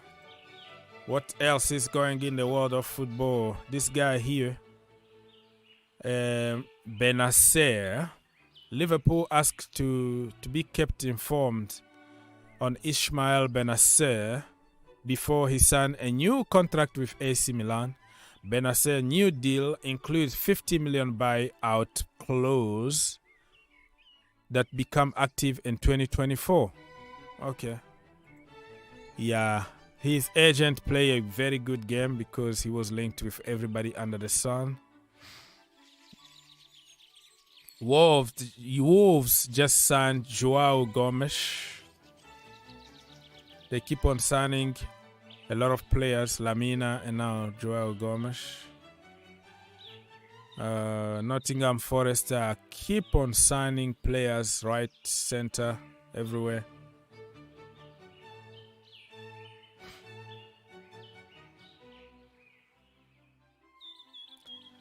Okay. So people, any question or anything, we can continue the discussion here. You have any?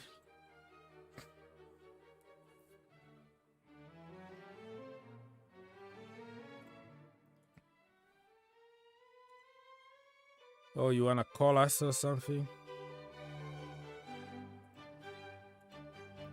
Outside topic, how about Zidane's situation now? He wait for France national team, but now it's over. So you want him at Chelsea, probably? Zidane caused some chaos because you don't touch Zidane in France. He's like a national treasure. And the FA president over there said some crazy stuff about Zidane, and now he's forced out of the door now. Like even the president, the president of France, Mr. Macron, everybody don't want him there, but there is a procedure to follow before he's automatically removed from that position, because it's gonna be like football can't be, sport with politics don't go together kind of policies. But Noel Le Great is being pushed out because he said some crazy stuff about Zidane and other stuff beside that, but that was just like something that triggered everything, so he need to go. And some people will say, oh, bring Zidane at Chelsea and all that. Zidane at Chelsea, you don't have Ronaldo, right? You don't have Sergio Ramos. You don't have Gareth Bale. You don't have... Listen, Zidane is good dealing with egos and big names. Because when he tells you something, you do it. He's not going to be on the bench shouting and insulting people, but he commands respect because of who he is as a player and as a manager. But he's not a project manager. Not a project manager, Zidane or Enrique, because people want Enrique to come at Chelsea Football Club. You have to understand that Chelsea are under a project. And those managers, they want pretty much everything. They're not going to come and deal with a bunch of kids, deal with Mason Mount and Conor Gallagher, you know, and Hutchison to develop. No. They are managers that will come and you give them the finished article. Somebody else did the hard work. They put them together and they win you something. So Zidane is not coming to Chelsea. Enrique also not coming to Chelsea. And Thomas Tuchel is not coming back to Chelsea because all of them are not project manager. They don't develop players. They win things.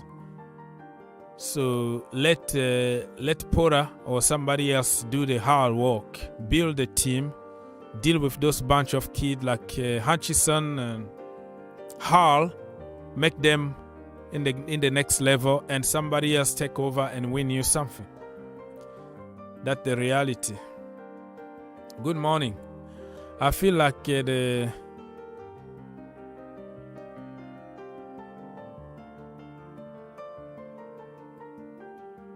don't want to read that. I don't want to include some people's countries in the football debate here. I don't see anything to do with Russians here. I'm not going to read everything you say here, but I don't know what the theory is because another guy already mentioned Russians or something like that. I don't get it, but I don't want to get in trouble and I don't want to disrespect other countries or nationalities. You know what I mean? So I don't know what you mean, but the first message from somebody was held by YouTube. Actually, I can see it here, but I can't read it loud. So is that like trending on social media or something, including Russians on whatever? What is the deal here with Russians? I don't know. I don't get it.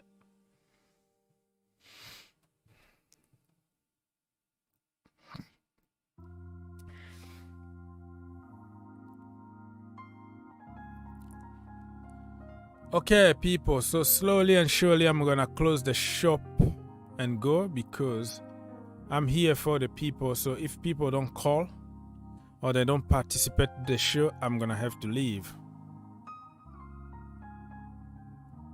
Okay, so let me go to the Chelsea community a little quick here and see what is happening. Let's check on Simon if there is any breaking news in the community.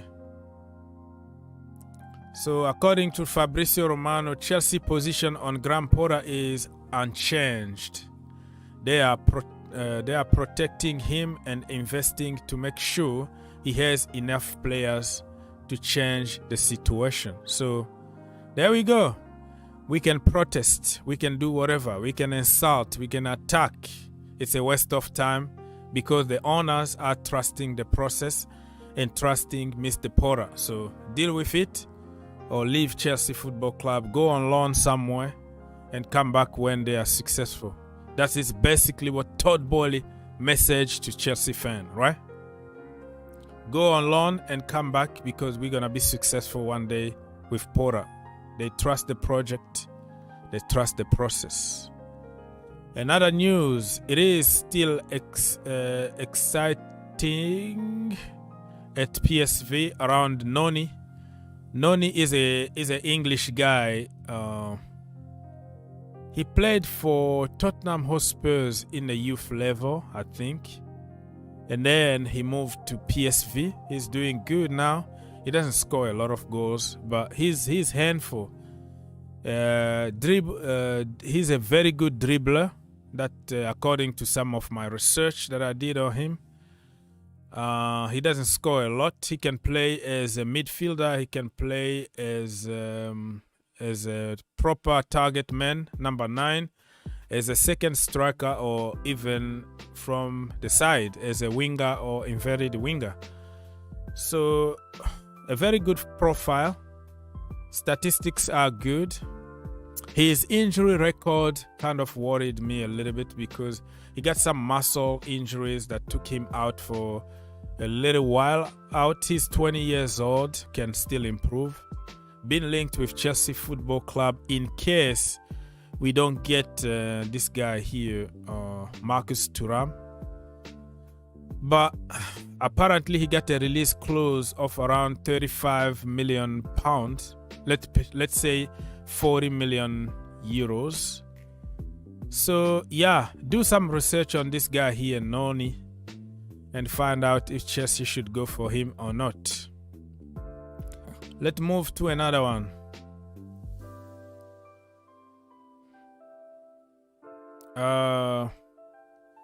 If Chelsea offers 10 million for Marcus Thuram this January, then Borussia Mönchengladbach will have to accept. Look, what are we waiting for? Are we waiting to get him on free or something? We're gonna be a lot of teams there for Thuram, and he's gonna choose the team who are in the Champions League. Chelsea are not gonna be in the Champions League, and we have to jump on this opportunity right now. 10 million is nothing. I will pay 15 million. I will pay 20 million for Marcus Marcus Thuram. You know, he's a good player, handful, very powerful, the target man that we need in front. So what are we waiting for? If it was only for 10 million, pay the money, give them 5 million bonus on top. Get the player right now. I don't want to wait anymore. If we wait until he becomes unavailable, we might lose him.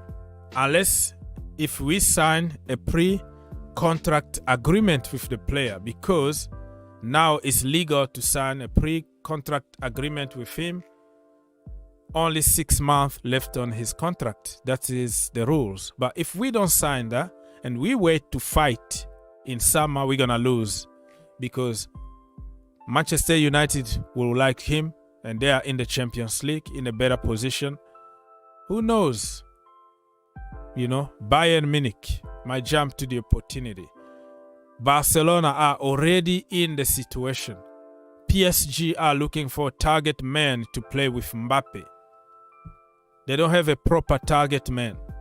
So we're going to be in trouble. We might lose him. So Todd Bowley, do the right thing. Pay the money right now and go get me Thuram. Okay, let me see if there is any news here. Kalidou Koulibaly. You know, I don't like really people who talk after the game and, oh, you know, those apologies after the game. I'm like, listen, you should have apologized on the pitch, not here. Not here. I don't like apologies when you didn't give anything on the pitch. Talk is cheap, you know. He's talking about everybody is behind the manager and all that. I don't really care. I don't really care in this moment. They showed some videos yesterday where Chelsea fans from the stadium were encouraging Graham Potter, telling him, "Hey, you're gonna be fine. Just make some bold decisions and all that. Don't give up. Don't give up. Change the squad. They are the problem, not you."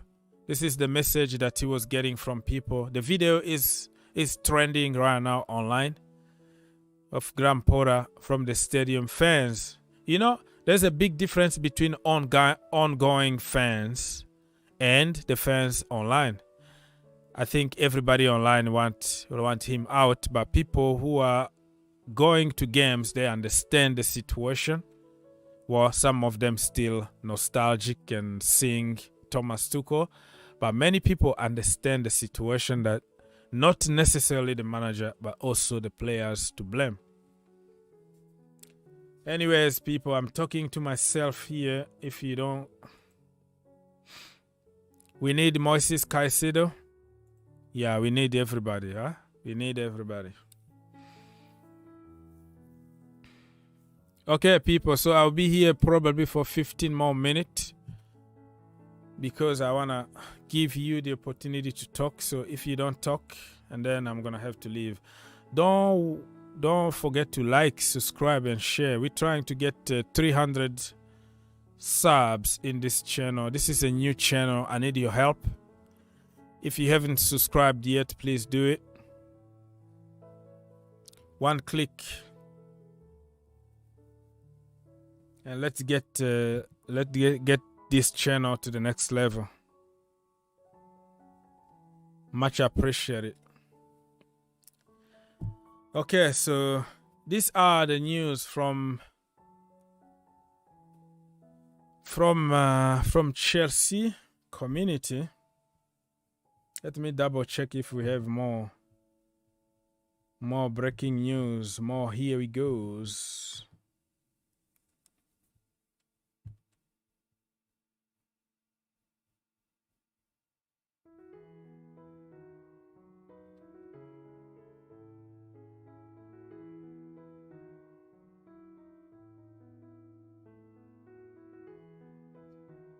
Nothing really. It's all about Graham Potter out, Graham Potter out, Graham Potter out. Everybody online. It's trending. Let me double check on some other account here.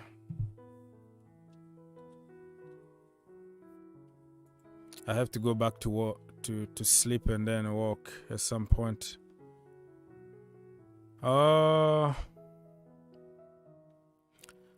Chelsea are set to recall Harvey Vale from loan spell at Hull City. He will return and spend the remainder of the season with the U21. Yeah, you have to recall him, and he's gonna come straight to the first team, because I don't see anybody in that first team that plays better than this brother here, Harvey Vale.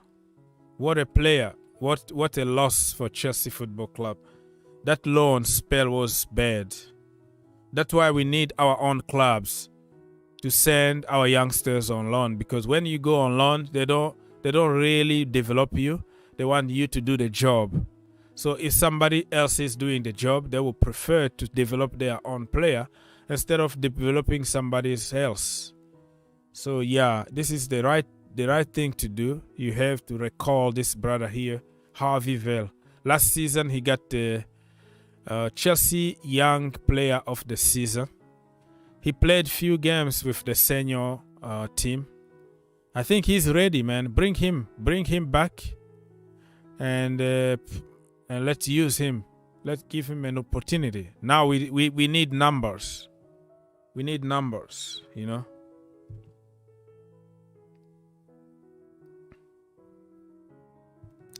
Okay, people, slowly and surely I'm going to the end of this show because everybody's gone pretty much.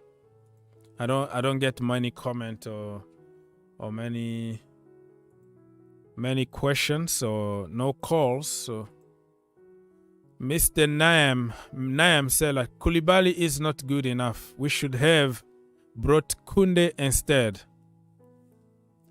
First of all, they don't play the same position. Koundé is very short for a center back at Chelsea. If we play three at the back, or he plays from the right hand side, a full back, just like Aspilicueta plays, it's okay. But he's horrible on crossing the ball. He offers literally nothing going forward. But good defender overall. I'm not a big fan of Koundé.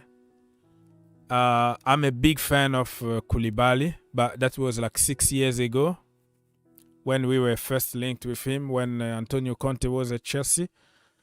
And I was very, very happy when we signed him. I'm not going to flip-flop. I was so happy, man. I was like, oh my goodness, I can't believe we finally signed Koulibaly. I was happy. But yeah, he's at the end of his career. He's more at the end than he is at the beginning. So it's sad to see a legend, Napoli legend, Senegalese legend like him, getting bullied every single game that he plays for Chelsea Football Club. He got undone. And give him some credit. The brother scored a goal yesterday. You know, he was there. Right place, the right time. He brought us back to the game, even though we lost it at the end. But we almost we almost had an amazing comeback yesterday because of Koulibaly. Yeah, Kunde is injury prone. He is very short, less than 6. He's like 5'9" or something like that. If he cut his hair, it might be 5'8" or something like that. I don't like my center back to be that short. I don't trust the guy. And listen, I'm from there. That is my own brother. The problem with me is I'm not one of those people that use their passport to defend certain players or destroy other players. For me, it's about Chelsea Football Club first, regardless of where you're coming from. So, Koulibaly is not good. Yeah, at the moment, you are right. But in the future, who knows? Probably he need one full season in order to... But listen, brother, if you are honest enough, I didn't see anybody complain about us buying Koulibaly. All the tweets, all the comment that I saw from people is like, oh my God, I can't believe we have Koulibaly. I can't believe this. I can't believe this beast is a Chelsea player. We always hype players when they sign for Chelsea Football Club. Hakim Ziyech the same, Raheem Sterling the same. It's always, I can't believe this. I can't believe he's a... But when they start struggling, we quit supporting them. We don't support them anymore when they are struggling. Anyways, slowly and surely, we're going to the end of this.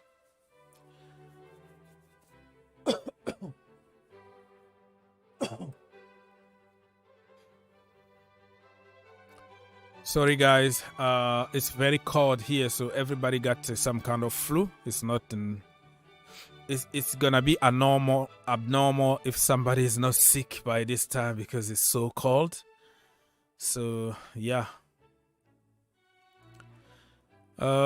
Chelsea plead for Joao Felix red card. He opened his booth up, but he didn't make the tackle. So Chelsea are gonna appeal. That's what you mean? They're gonna appeal? I don't know if you can appeal on that one. And when you appeal, you might have a bigger sanction if you don't win.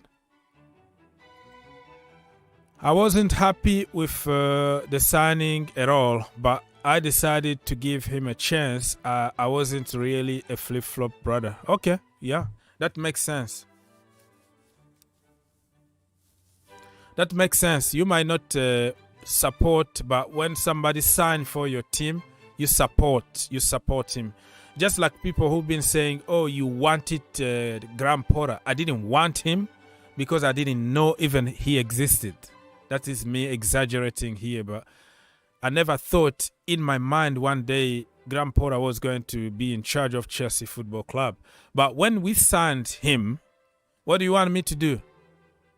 Start Potter out the first day? No, I have to support everybody that signed for Chelsea Football Club. So I understand your point. You might have your doubt about certain players, but when they sign for your club and you have to give them the benefit of the doubt, right?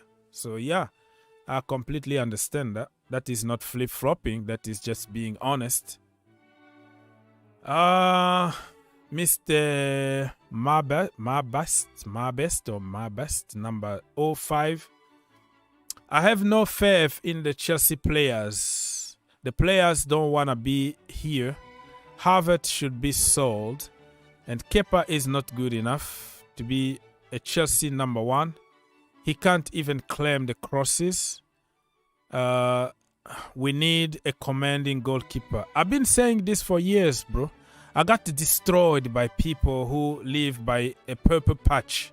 When somebody got few good games, oh, he's world class. Kepa is back. Yeah, that's what I'm talking about. I've been telling people Kepa is below average. He can't claim any cross. That brother can't even punch the damn ball. He is scared. He doesn't come off his line. Every corner kick, every set piece, I am so nervous and praying God that it goes off target because of Kepa. Both goals yesterday, he could have done better. I'm not saying he was going to save them, but being commanding, going with authority to the ball, you might get a decision because everybody that will touch you, you go to the floor, the referee is going to give you a foul. Kepa doesn't do that. He got bullied. He stick on the line and he been targeted because how awful that brother been. So few times that he will save a game, you know, he will win us a game here and there. People think, oh, Kepa is the best. He's better than Mendy, blah, blah, blah, blah. Kepa is the reason why we bought Mendy. Mendy also is not that good with his feet. He is like, he's an old school kind of goalkeeper. He's like Peter Cech. So we force him to play with his feet and play the ball from the back. We're not going to get anything. So we have two goalkeepers who are good at doing probably one thing. So they are one-dimensional. So I think Mendy is still better than Kepa if we don't force Mendy to play from the back. Stop telling him to dribble and pass the ball from the back.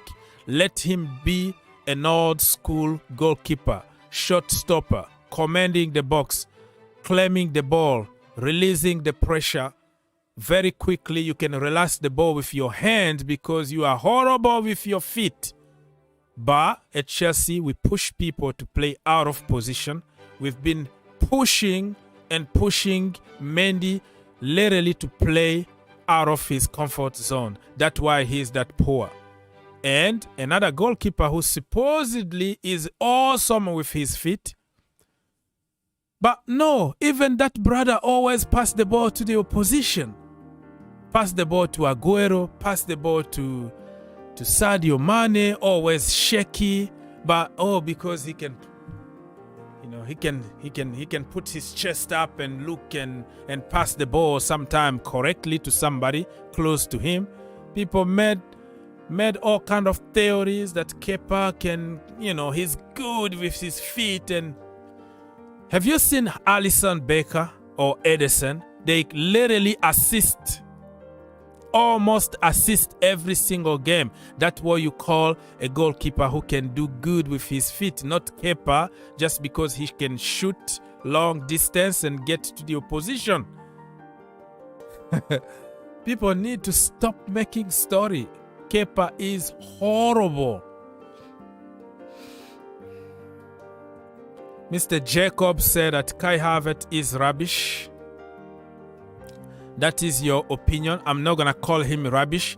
I'm going to give him the benefit of the doubt. Yesterday, he helped us a lot defensively. Offensively, still questionable, but we don't create enough for our attackers. I will repeat this over and over and over again. We don't create enough chances for our attackers because we don't have nobody in the midfield. When you have Jorginho and Kovacic, there is nothing you can do on the pitch. Another one is going to recycle. Another one is going to dribble. No end product. Mr. Samuel say, yeah, I agree. Kepa is to blame for the second goal. He doesn't read the game. He's awful. Even the first goal, if you look at it closely, if he came out with authority, he could have just caused some chaos in the box and he was going to get the decision. He's not smart. He doesn't read the game. He's not smart. He doesn't anticipate and he's afraid of going or sitting back or going or sitting back. And then when you don't make a decision on time, most of the time you're gonna concede. When he comes off the line to punch the ball few times, all of them he's gonna miss them. 100% of the time he's not gonna get there because he cares about people who are around him. But when you are a goalkeeper, you don't care about people who are around you. You just dominate that box. You go there with power and determination to get the ball. Slonina deserves a start. Yeah, for me, definitely give Gaga Slonina a chance. What do you have to lose? Because we are losing every single games with the so-called world-class goalkeeper. So what do you have to lose anymore? Nothing. Nothing to lose. Just try Slonina. Yeah, he might be good in Serie A or in the Bundesliga, not in the Premier League, where you have people who study you and who try to bully you all the time. They are just targeting him because he's that awful. Mendy may not be good with the ball, but he's fit, but he's a good shot stopper and be claiming. That's what I said. He's an old school. Nothing wrong with having an old school goalkeeper. He offers you more than the ball player. You know what I mean? Like at the moment. You know why he conceded and gave the ball to Benzema and passed the ball, tried to dribble against Leeds United, and because the managers are asking him to play from the back. It's a rule, he's a modern goalkeeper, you have to play from the back. So he's been forced to do things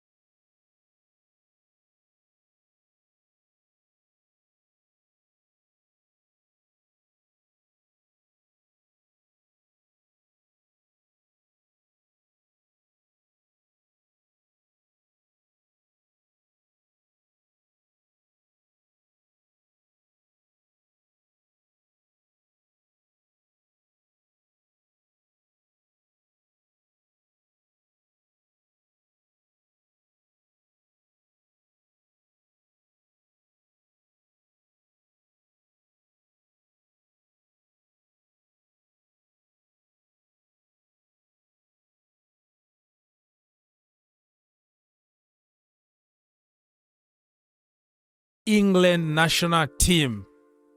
England national team. Double check, you will see Bettinelli in the squad. That means he used to be good in a certain level at some point.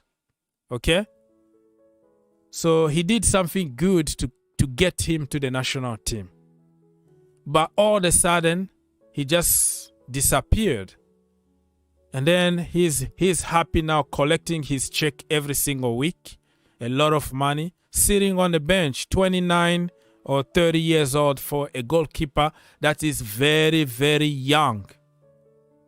And when a young goalkeeper like him accepts to sit on the bench, to be a third choice, there is a problem there.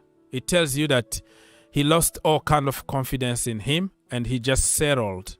He just accepts the situation because he can still be a number one goalkeeper somewhere else in that age, and making it to the England national team, it just surprises me. So at Chelsea, I don't think he played any kind of game in the Premier League. He played in a Carabao Cup or in the FA Cup somewhere or something like that.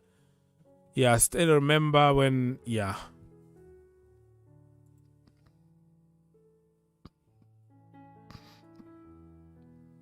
We need a competent director of football. We have many of them at the moment. They are smart. But just because you named a director of football like 2 months ago doesn't mean that you're gonna fix everything the same time. Because it's a lot of work, it's a lot of scouting, it's a lot of watching, a lot of miss and hit and all that. So just don't expect the result from a director of football now on the pitch, because it has nothing to do with them, what is happening on the pitch at the moment. The next recruitment is where we're going to judge them in the long term. What kind of players they're going to bring to the team. Are they going to bring a bunch of deadwood again, or, they're going to do their job properly? So we have competent directors of football, many of them at the moment, but it's just, you have to wait. Any project, you have to wait a little bit before you start judging. Chelsea needed Bettinelli because we needed an experienced goalkeeper to help Kepa and Mendy right after Caballero left. Caballero was good backup goalkeeper for us. So what the experience means when you don't play football? What is your experience has to do with what is happening on the pitch when you don't even play? I think they went for him, according to what I read when we signed him. It was for English quota, for the homegrown quota in the team, because you need a certain amount of homegrown and all that. That's why we even got Rob Green for the same reasons. Not necessarily that his experience to help Kepa on what? What you experience need to do here with Kepa, because you don't play, literally. It doesn't really make sense to me. Experience of what? They are the same age.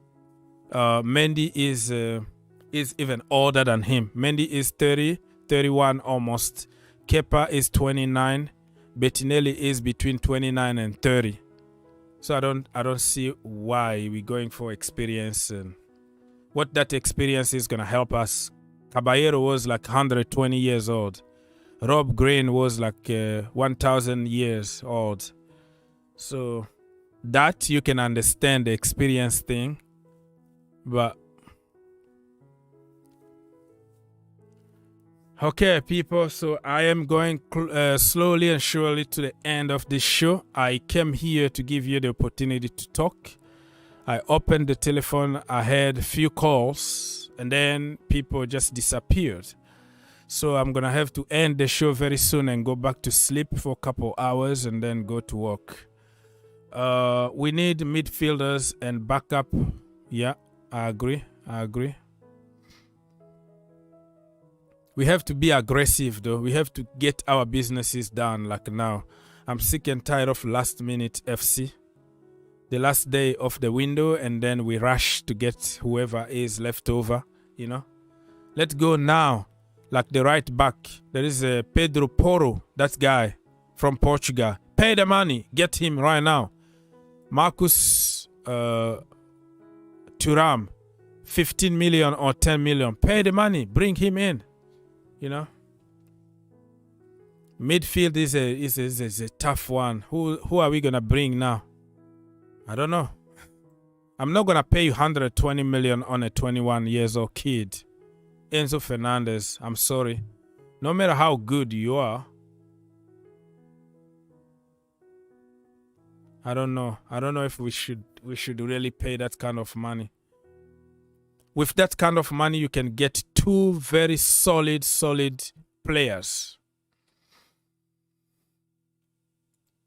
Sick and tired of me too. Aspilicueta starting games. I'm sick. And also Jorginho Frelo. Yeah, but listen, last summer you decided to keep him and give him 3 years contract and doubled his salary. So you have to pay the price. That's why people who are just talking about Thomas Tuchel as he was an angel and everything was perfect under him. Sometimes you have to think outside the box and see that he also made a lot of mistakes, you know. Koulibaly, Jorginho Frelo, another big mistakes there. Aspilicueta, new contract and stuff like that. Some of the decisions were very poor, you know. Aubameyang, Sterling, so far 300 million. So don't make it sounds like, okay, under him everything was going to be perfect, because we were losing games, a lot of games before he left. Aspi is not a leader. He is too quiet to be a captain of Chelsea. We need a loud captain. Yeah, bring Declan Rice. The only leader, the only loud captain that you can get now. Because I don't really believe that Reece James is a captain, a talking captain. I don't believe Mason Mount is a talking captain. They are just like quiet kids, just doing their businesses. I don't know. Thiago Silva, he is like 95 years old at the moment. Next season probably will leave. And what language? He's going to speak in French or Portuguese or Italian? So you need a captain who can really communicate good, who take business seriously, okay? You don't do your thing, he's going to come at you and tell you that you're not doing it. But it's just like a lot of friendship between players nowadays that you don't get like a leader, like, you know, Roy Keane, you know, back in the day, like Gary Neville. Like even before the game, they don't even greet each other. They don't greet people. They just focus. It's difficult because of the new generation. Everybody knows everybody. They are on TikTok all the time. They are on WhatsApp groups. So they are just friendly, buddy. So you feel bad telling your friends the reality, you know. Telling them, oh, just you're not giving enough. Let's do it. Koulibaly, you also have to be good on the pitch though. Koulibaly, captain? I don't think so. Reece James to be the captain of Chelsea. He's also so quiet. You just complain about Aspilicueta not being a talking captain. Look at Reece James. He literally don't talk at all. Do you think Reece James is going to come and tell Jorginho that you've been crap? Or tell Mason Mount that, hey, you have to up your game? Or give me 10 more minutes, give me everything you got? You think he's that kind of captain? We have just some very, very quiet, good players who are not really leaders. Next season, Chelsea need a good squad depth. Just like Manchester City. But we are creating already a very good team with those youngsters and some players that we are adding here and there. I think we should be fine. Okay, people, listen. I'm going to have to leave very soon. I am going to leave.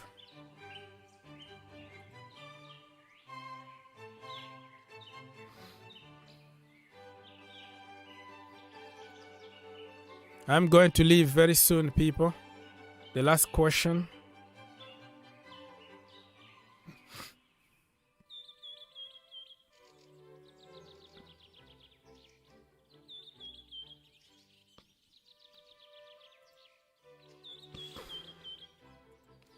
Thank you, everybody, for being here. If you haven't subscribed yet, please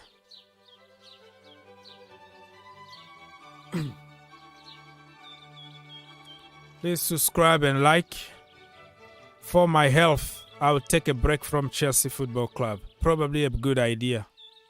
Probably a good idea for you if you can take this. Because many of us are used to winning. We don't know Chelsea this way. But it's kind of a humbling experience. You have to be humble and understand that we are not entitled to anything and nobody owns us nothing. And sometimes you have to support the team in bad moment. Many of us came here because of success, trophies and all that, success and vibes.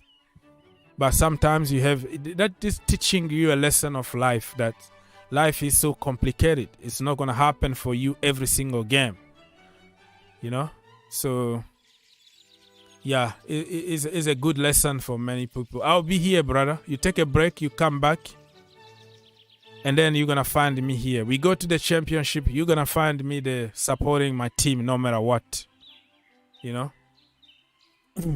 It's a humbling. Yeah, it's a humbling after so much money being thrown out there. Suck everybody. Buy everybody. Insult 24/7.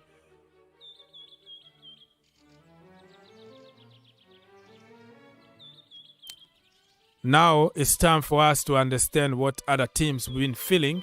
In order for us to support our team better, probably we have to go through time like this. Become a Chelsea too because of Lampard and Drogba. I've been Chelsea fan since 2010. Congratulations. We'll be here, bro. We'll be here. Don't give up on the team, okay? Don't give up on the team.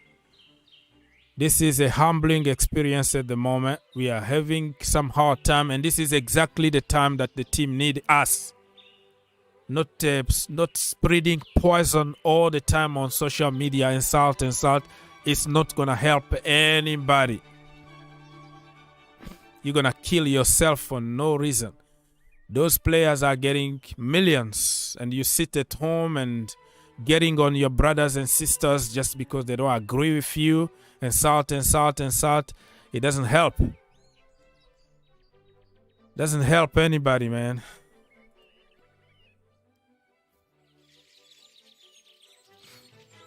Yeah, but surely we can't be. What do you mean by surely we can't be that bad? Any team that will have 11 senior players out, injured, will have problems. It's just like we lost our Mbappe, we lost our Messi, we lost our Lewandowski, we lost everybody because Kante, look, Reece James, Ben Chilwell. You can go on and on. When you lose a core of 11 first-team players, no matter how magical, how godly you are, no matter how miraculous or magician you are, sometimes you're gonna hit the wall. That's how real life works. People try to make it as if it was another manager, if it was Pep Guardiola, Thomas Tuchel, whatever, it was going to be a big miracle out of the blue because they are magician and they are God. Literally, we're going to transform.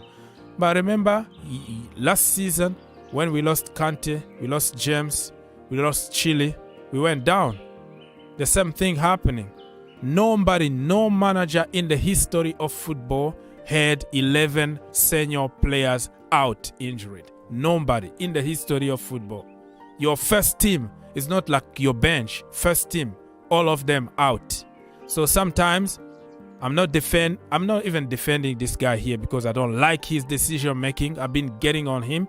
But if you have to use a little bit of common sense and logic, you will see that there are context behind what is happening at Chelsea Football Club right now.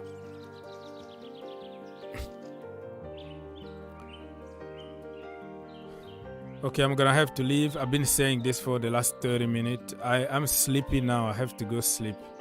But the team out there yesterday should be good. Yeah, and then you get a red card. What the manager should go? Red card. We are not lucky. It's not one thing, bro. There are juju, there are black magic, there are all kind of stuff there. Witchcraft, there are curse. It's everything there. We were back in the game. 1-1 game on. We were pushing and pushing. 75% of possession. We shoot on target like 10 times. We were going to win the game, and then boom, accident happened. Red card. Blame the manager then. There is context behind everything here. Even nobody wanna hear that, because we wanna get on somebody, insult somebody. But there is something. There is context. Intellectual thing need to play here. People need to use a little bit of things instead of bandwagon, insult, get out, get in, whatever. Without Kante, there is no link between, the double pivot. Kante been saving everybody. So you have the only creative or the two creative players that we have in the team, Ben Chilwell and Reece James out for month and month. Every team is going to struggle with this kind of injuries. You need to sleep too, yeah. Go to sleep, my brother. Go to sleep. I need to sleep at least for a couple hours. Otherwise, I will be at work. I will be like, So I have to go and sleep a little bit. I still have a little bit, like couple hours here. But it was a pleasure, people. I came here to give you the opportunity to express yourself. The link always there for people to call. I had few calls. Some people are shy to call, but I hope you enjoyed the show. And I hope to see you next time for another therapy session when we got destroyed by Crystal Palace on Sunday or whatever day. What day it's going to be? Saturday, Sunday? I don't even care. Right now, I miss the international break. You know how much I'll hate the international break now? But I'm kind of praying that international break come like today. Please, the World Cup. Somebody please organize the World Cup like in 2 days. Take orders, just play. Give us a break or something. That's how bad it is at the moment. The World Cup need to come back, brother. Yeah, you're right, Mr. Chelsea fan 55. Bring back the World Cup. Bring back the World Cup. We can't take this anymore. We need another break, man. We need another break. Chelsea. Oh, my goodness. All right, my people. It was a pleasure to have you here. On your way out, please don't forget to subscribe. This is a new channel. Only over 200 subs. If we can push a little bit, get closer and closer to 500, I would much appreciate that. It doesn't cost you anything. It's just one click away and you're set.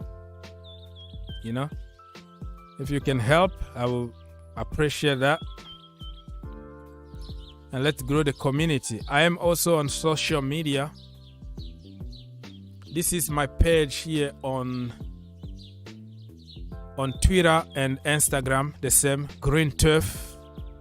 Green Turf is the name of a YouTube channel. Also, the main channel is called the Green Turf. We have also the other channel, GFC, Global Fans Channel. So, yeah, go watch some other videos there. I think I have my player ratings already on the Green Turf channel right now. I think I scheduled it last night, so you can go and watch it. Follow me, I'll follow you back. I always follow people back. I don't have any ego or nothing. I don't care if you have 0 or 10,000 people. I don't care. We are all the same. No ego, no nothing. So thank you so much for helping, and double check if you liked or you subscribed.